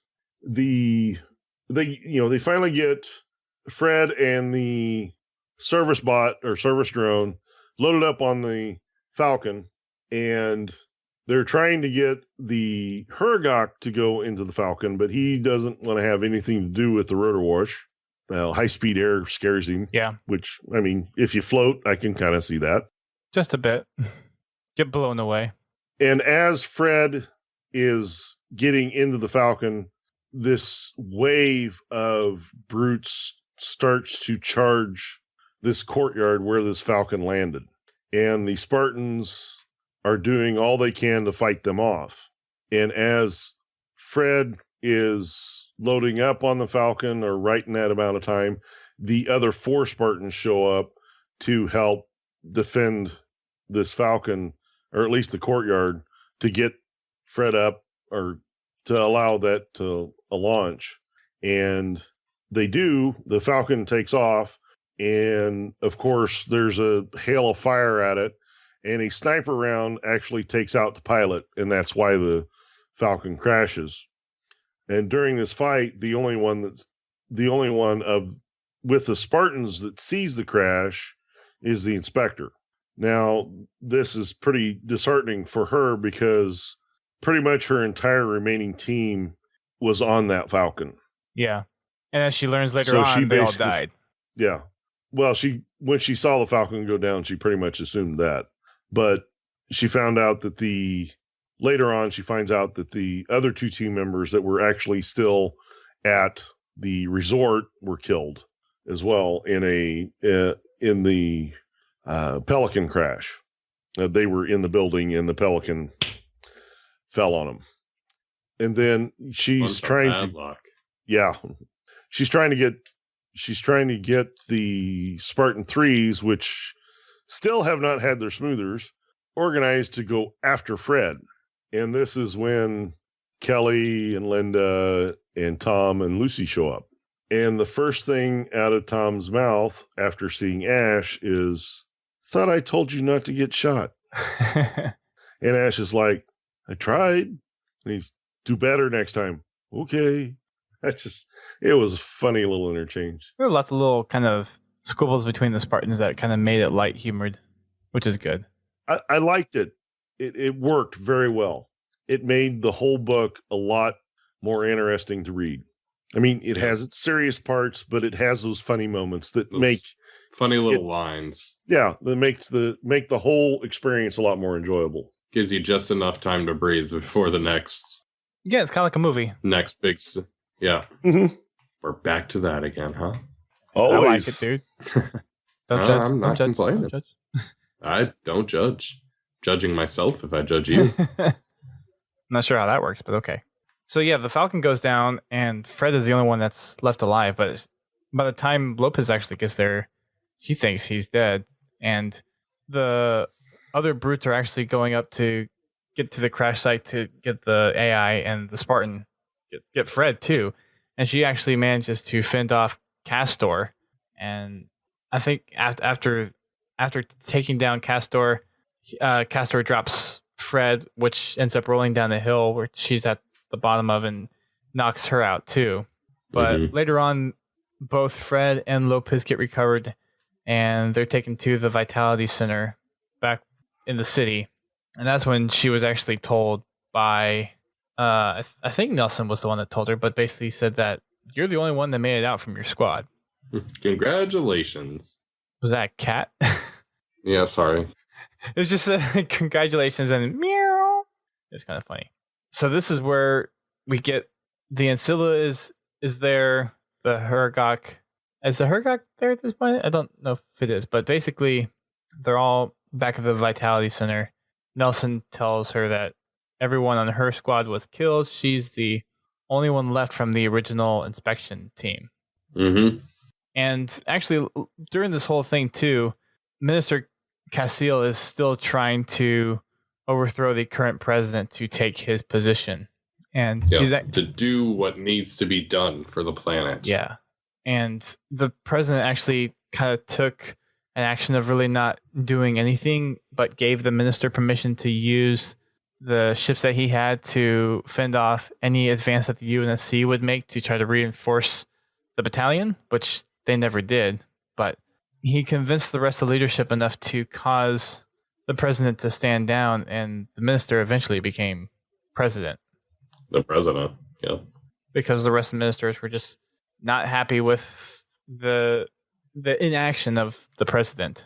I mean, yeah, and unfortunately, the president was caught in a really bad situation that, I mean, if you look at it from his perspective, it's a lose-lose. I mean, yeah, he's not going to hold down the UNSC if they go into fight with them. And, I mean, helping the UNSC just reflects badly upon him. I mean, you're essentially working with an enemy, even though they're not officially the enemy. And there's nothing he could really do. And he was just at a weak point. And when you're at a weak point, you get overthrown. Well, and he was pretty helpless in what he could do because he didn't want to piss off the UNSC, but he also didn't want to piss off his own government either. Yep. So talk about a rock and a hard place. Yeah, you no get kidding. Thrown over by the radical in that point, one way or the other. You're not staying in your position. Yeah. So now President Cassiel, he has his own plans, and he's still trying to get the AI. So there's a little bit of a political thing going on in here. But back down on the planet, we have Inspector Lopez and Nelson kind of striking a deal where Nelson basically says, as long as you don't tell anyone what we're actually doing here. So he actually kind of spills the beans of what's actually going on. And he actually gets challenged a few times by some of his subordinates saying, sir, that we're not allowed to say that. And he's like, shut up, I am talking. Basically. Yep. He tells her basically what she needs to know about it, and it's enough for her to keep quiet. But in return, she basically asks to take samples from the Spartan III's armor and the Inspector drone that unknowingly hosts Intrepid Eye, because she found some weird materials, I think from the bench. Yeah, on the bench. On the bench. So she wanted to compare the materials that she found in the sample there to the armor or the drone to see if she could get a match. And so Nelson tells her where the drone is. So she goes and collects the scrappings. And at this point, Intrepid Eye actually wakes up in Fred's armor, because Fred's armor is also in there, because they took it apart a while ago because there was some weird things happening with it. So they were doing diagnostics on it, whatever. And Intrepid Eye actually uses the armor to broadcast to the drone to reactivate, because it's in the deactivated state. So she was talking with Wendell, and this is where Intrepid Eye actually finds out what we believe in all the data that we've collected about the Forerunners and she's having a dialogue back and forth with Wendell Prime, who doesn't really fall schemes to any of the kind of like the viruses or hacks that Intrepid Eye is putting out in her weaker form. But when she's able to gain access to her fuller form, she basically overwhelms Wendell and basically completely destroys him. Yeah, poor Wendell. He was a cool AI. He was a cool AI. Kind of liked him more than, Randall? Whatever his name is in Halo 4. Roland. Roland. Yeah. I don't know. Roland's got he's got his good points. Yeah, there's a few. I kind of like Roland.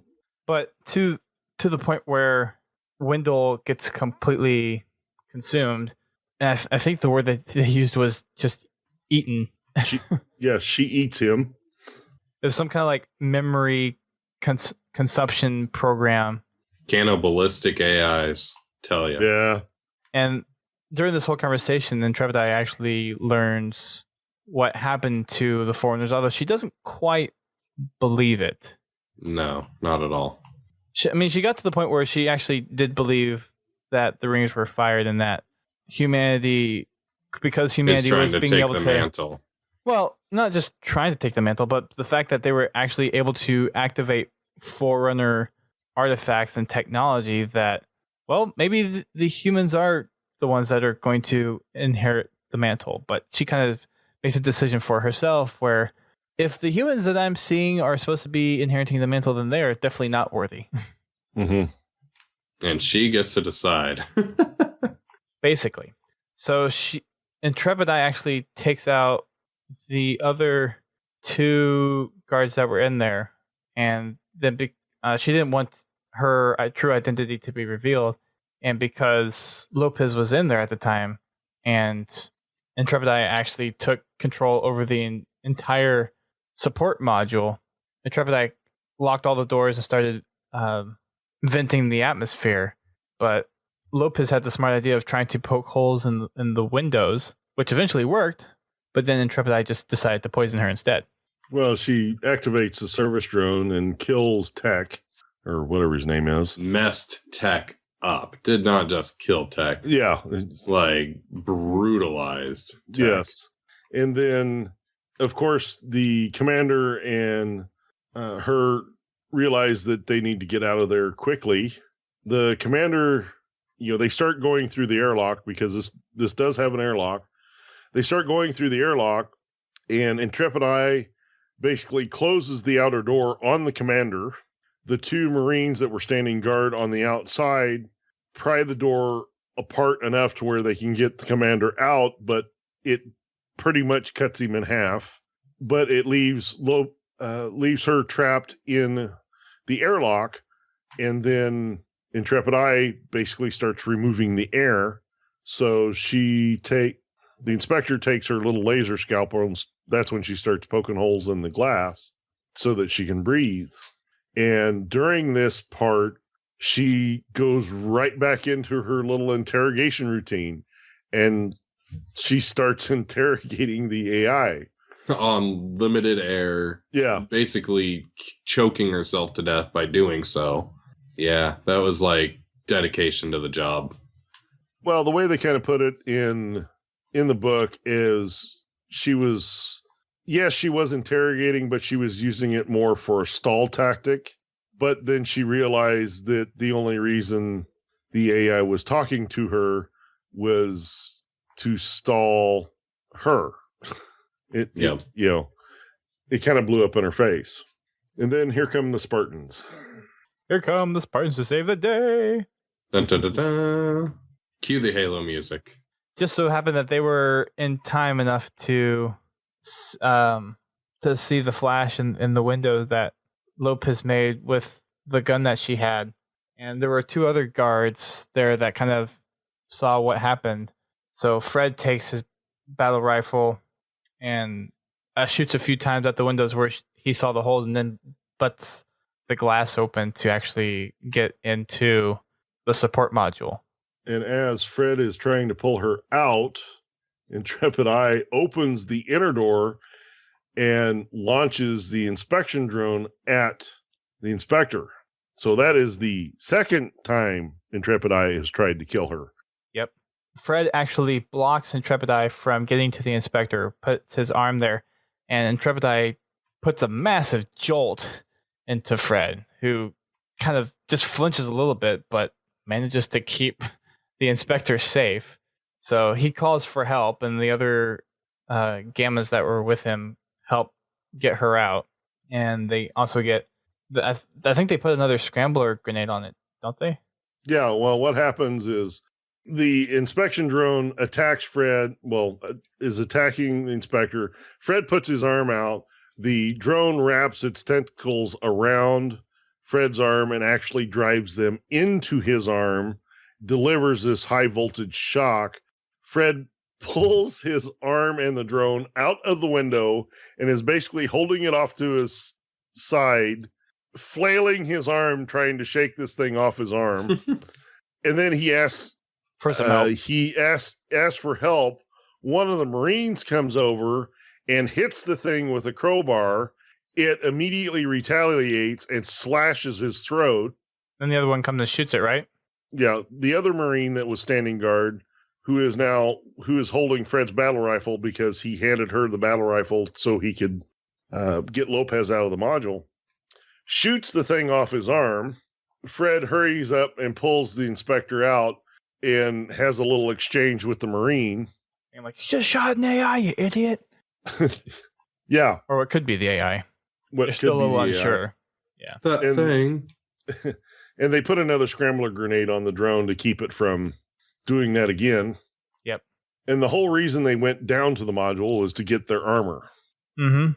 Yep, they're ready to go to war. Well, and at this point, we know Fred's armor is compromised. Mm-hmm. We know, but he doesn't. Nobody knows. Well, no, one of the technicians figured out that Fred's armor was was the source of the comms issue a little bit earlier on, I think, right? I think they had a little side note that the jam, because during their little inspection part, the Intrepid Eye finally releases the comms because there's a pop in the speakers and all of a sudden you could hear voices. And then they cut away from that to talk about Fred or something like that. And somewhere in there, they make the comment that the jamming was coming from a Spartan's armor. I don't think they ever said Fred's armor, but a Spartan's armor. I thought they kind of pointed it out as being Fred's. They may have. I don't remember. For sure right at the moment. But they get their comms back, and everybody piles in and starts suiting up. They were talking to. Before they went in, they were talking to the inspector. She was mumbling because she's basically mostly unconscious. She's babbling. She says some stuff about Wendell. Need to get Wendell. She ate him or something like that. Yeah, something weird like that. But then they suit up. Somebody goes to Wendell's data center and gets his chip. And at this point, Intrepid Eye almost has full control over Fred's armor. Yeah, this is the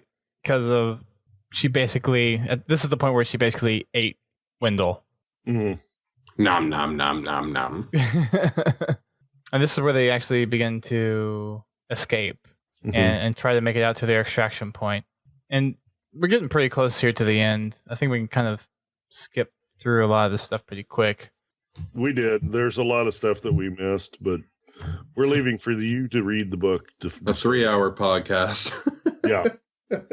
We could easily go another couple hours if we went over all the details. Yeah. My butt. Mm-hmm. So, I mean, to kind of finish this off, we have Fred trying to interrogate Lopez, the investigator, of like what she actually knows, because she was mumbling some stuff as she was kind of like barely conscious about them needing to try to find Wendell, and it turns out that she wasn't telling them because of the fact that who might be listening and misclassified. Yeah, misclassified. Well, and not just that, but also Intrepid Eye because Lopez actually knows Intrepid Eye took over Wendell and is in Fred's armor, and that's the one that's in the drone. So she's like, she doesn't want to compromise Intrepid Eye knowing that she knows or risk anything else happening to the Spartans or anyone else at the time. So at some point they get down, they're driving down range, and they're actually getting pursued by wyverns, which I've never heard that Wyverns. Wyverns. Oh, wyverns. That's how they pronounced it in the audiobook. Okay. Yeah. All right. Wyverns, which I've never heard of that kind of craft before in Halo, but it's basically some kind of hovercraft that can chop down trees and has lots of mounted machine guns and missiles. So they're being pursued by these wyverns, and at one point she tells Fred that, I'll tell you, but you have to turn off your comms and put your visor down. So he does. Put your visor up. Or yeah, put your visor up, and then she basically goes on to try to say that Intrepid Eye actually take over Wendell. At this point, Fred starts doing the herky jerky. Yeah, so he actually Intrepid Eye starts to take over his armor, and she actually put a little explosive under his battery pack, and she actually did this because she was suspecting the Spartans earlier on. So she actually triggered this, and that killed the power module for Fred's Wasn't armor. that from Nelson? Didn't Nelson give her that? No, she this built this. Yeah, she built this out of rounds from her SAS Oh, okay. and a remote detonator from the designs that she found when she accessed her team's secure data pad. Okay, yes, I remember. So she did this as insurance that if she figured out it was one of the Spartans, namely Mark, that was the murderer, that she could guarantee that Fred wouldn't interfere. Right. A little bit of insurance. Which, when things go pop on Spartan armor, it's doesn't exactly help your credibility with the other Spartans, No. especially when you're holding the detonator. Well, Olivia pulled a gun on her. Mm-hmm. But she quickly explains her way out of it, and they make friends again for now. they make friends because basically Gao's version of ODST troopers are out looking for them. Yep. And Fred's trying to explain to, I think it was Olivia or Ash, how to manually eject the data chip. I think it was Ash. Yeah. Yeah, it was Ash. And this is when this is when the inspector notices Some shifting in the foliage. people approaching her. Yep. And then they lay down cover fire and they make a dash for the bridge where they had a couple warthogs set up for them to make their escape. This is also where the other 4 Spartans show up. Yep. They lay down some cover fire. Then I think between like Olivia and Ash, they carry Fred down the hill and then up to It's a a hairpin. light backpack. Yeah. Well, for Spartans, it might be. I don't know. Fred is...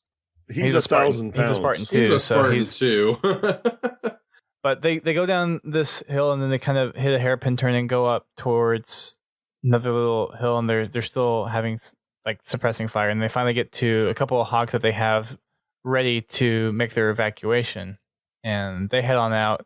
And at this point, Lopez actually volunteers to help Fred get the chip out, and he's like, "Oh no, I see what you're doing. You just want the chip for yourself." I'll have Kelly do it. So they drive on off, and she actually gets a call from Cassiel, who is kind of putting on this play of like, I hear you're captured by Spartans. We're trying to come find you and get you. And at this point, there's a little bit of back and forth of like, whose side was she really on, whether she was on Gao's side or the side of the Spartans. And she's kind of made up her mind that she's on the side of the Spartans. And she starts to kind of understand that Cassiel is a madman of power and that he played his way to get into the presidency, and that she doesn't feel that if he got his hands on the Ancilla that he would do the right things with it. So she's kind of made her decision to side with the Spartans at this point. and eventually they outrun the wyverns. Is that how you say it? Wyverns. And they make it on board an owl, and she gets to meet Mrs. Classified, who actually ends up being Rear Admiral Osman. And then they drop a nuke into the cave system. And they use, before that, they use Fred's armor to take out the pursuing wyverns. Right. So, that little power pack on the back of Spartan armors, it got a big bang. It's like a little mini nuke. On the Pelican, Saren Osman she does actually introduce herself to the inspector, and she holds out the data chip to the inspector and said, here's your killer. There's a little Velcro strip on the bottom of the bomb. Here you go. It's your choice. And the inspector saw right through the play, knew that wasn't actually the chip, and basically called Saren's bluff. They throw the bomb out the door, and away we go. But the next part is quite interesting. This is where Saren offers the inspector a job, because she can't go back to Gao. Yeah, true. She's a dead woman, and she goes back to Gao. And this is, if anybody's left that was here at the beginning of the show, this is where this little thing plays in. Several months ago on the Halo Point website in the forums, they had a supposed artificial intelligence answering questions. And one of the questions was, what happened to Olivia, Mark, and Ash? Well, it was basically stated they were dead. And a lot of people, because we knew about Last Light, and it was assumed that this is where they died. And to a point, they are correct. Basically, what Saren Osman offered the inspector was to be a leader of the Gamma Spartans in an investigative type unit. Basically doing the same thing as what she was doing now for Gao, except for Oni. Yeah. Well, a little bit more involved. Well, yeah, but in essence, that's kind of what she compared it to.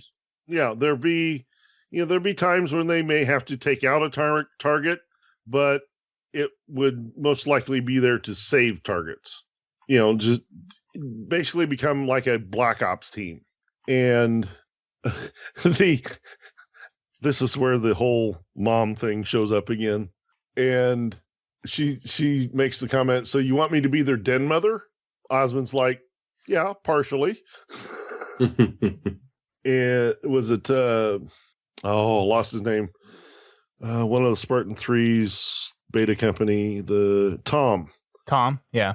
Yeah, he's challenging the Admiral about what she wants to do with the Gammas, because this this part of the conversation starts with how the Gammas are dead, or they have to die type deal.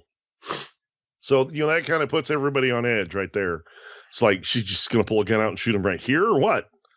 But they have to die in the sense that they need to disappear. Yeah, because they're considered unstable publicly now. Uh-huh. Well, they just don't want that to be out there in the public. And that's the way for them to cover it up, is to make it to where they did die. Well, also, they're going to move them into a situation to where there's less risk of them having to be without their smoothers for long periods of time. No long drawn out missions like the one they were on Gao. Quick in and out type missions, things like that. Yeah. Or just simple investigations. So when I read that, I kind of got a vibe of like a spin-off game. It is entirely possible. And there's one other thing. The way Intrepid I acted and some of the things she said.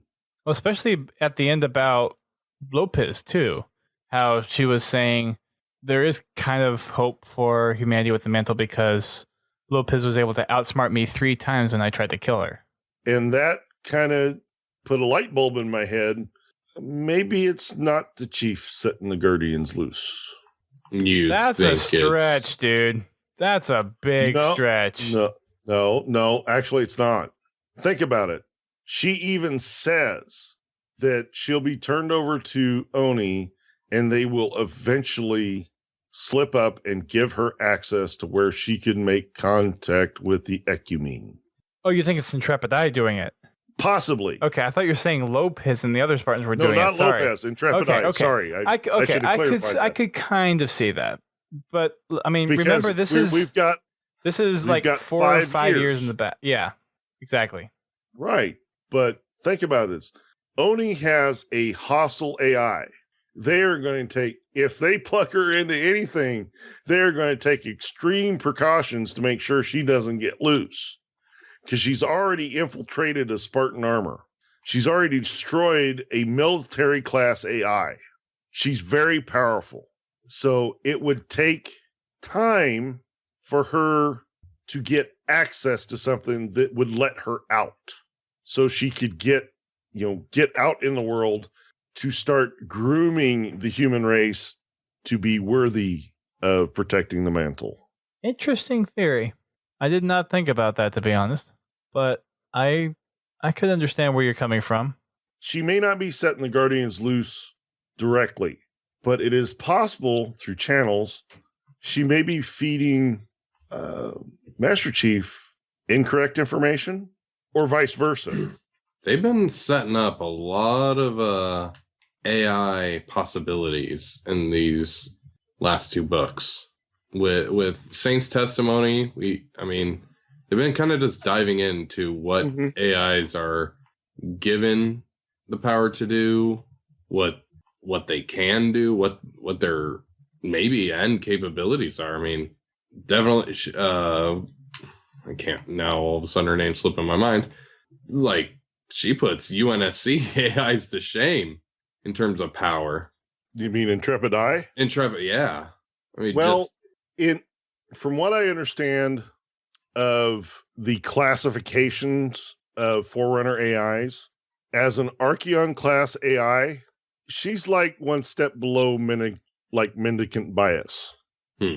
Where Mendicant and the other one, can't think of his name, they're Medarch level. Offensive Bias, yeah.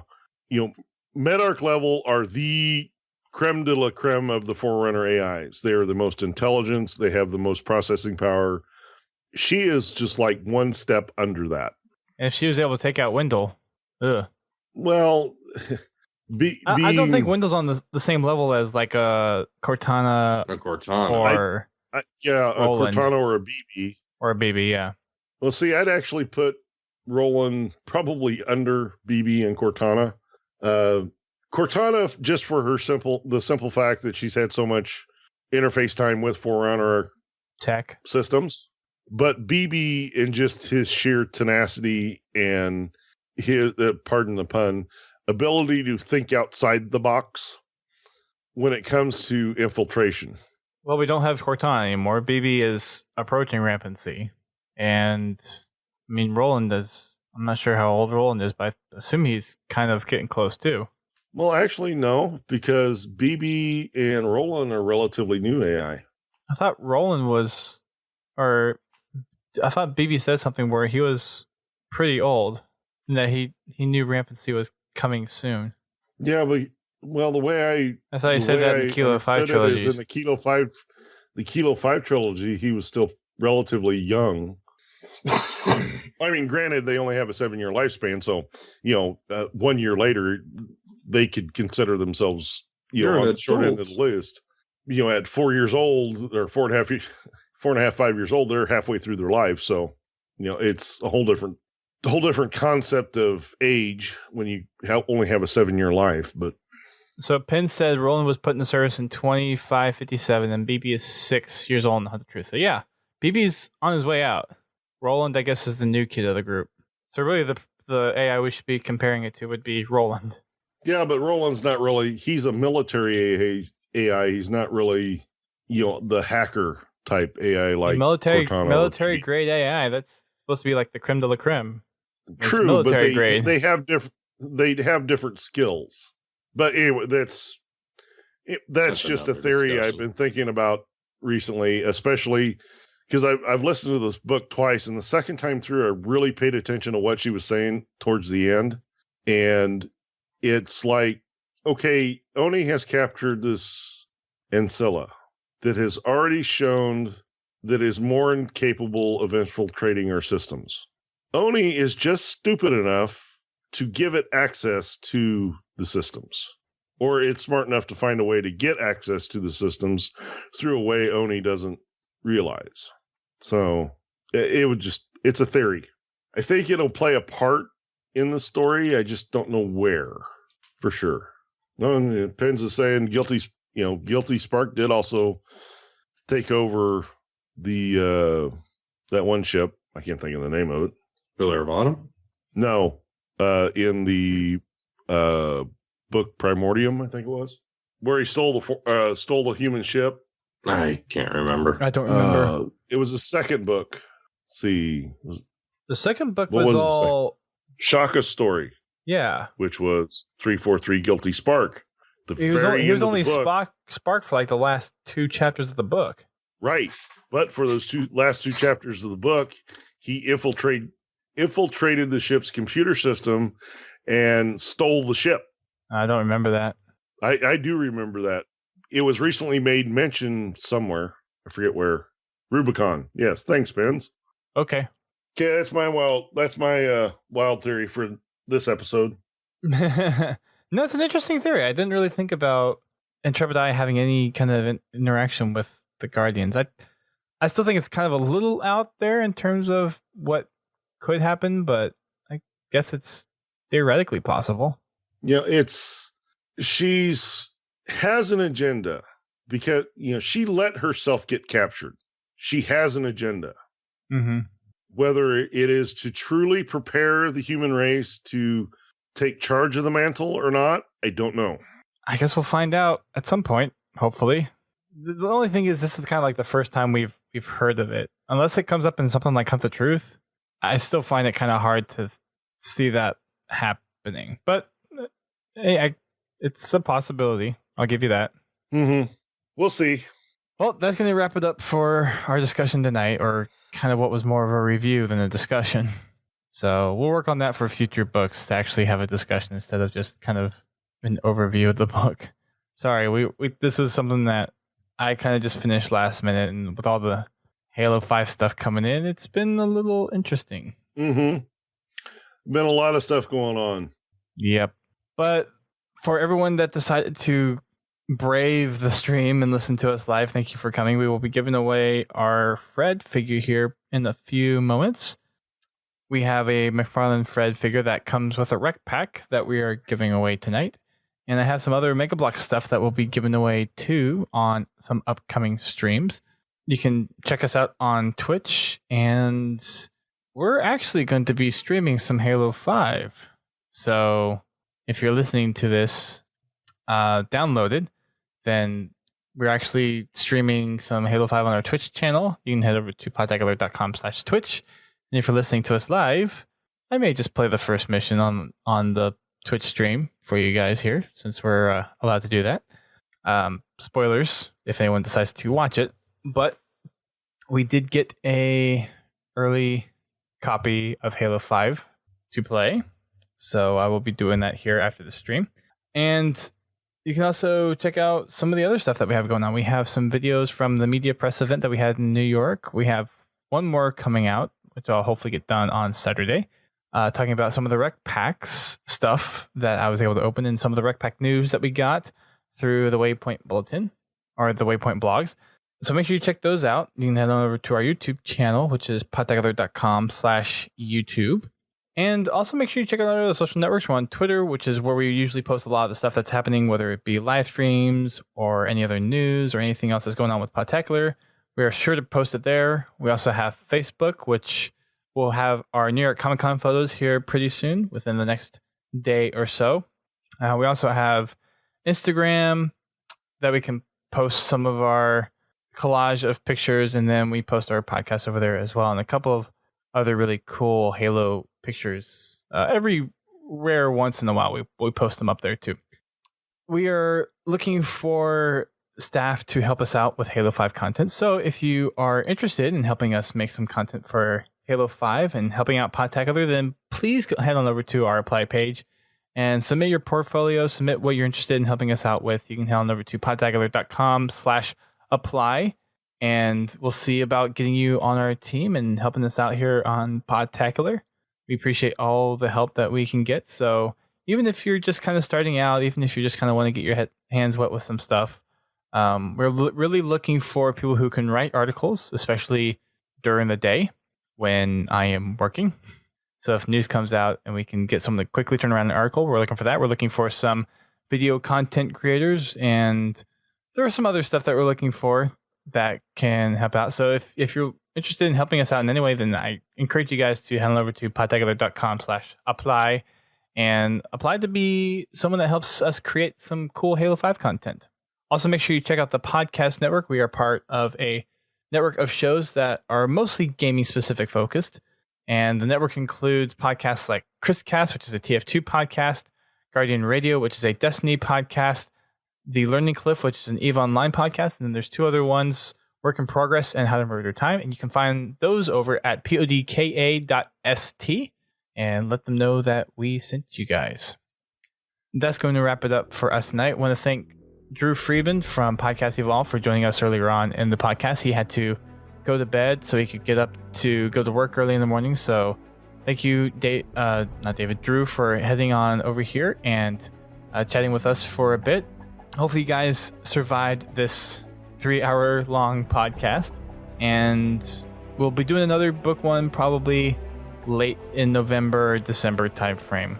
Not sure which book it's going to be yet, but there is Broken Circle, Hunters in the Dark, which we haven't covered, and then there's still one more book coming out this year, which we might talk about that one as well. So thank you everyone for coming on by and listening to our Last Light podcast.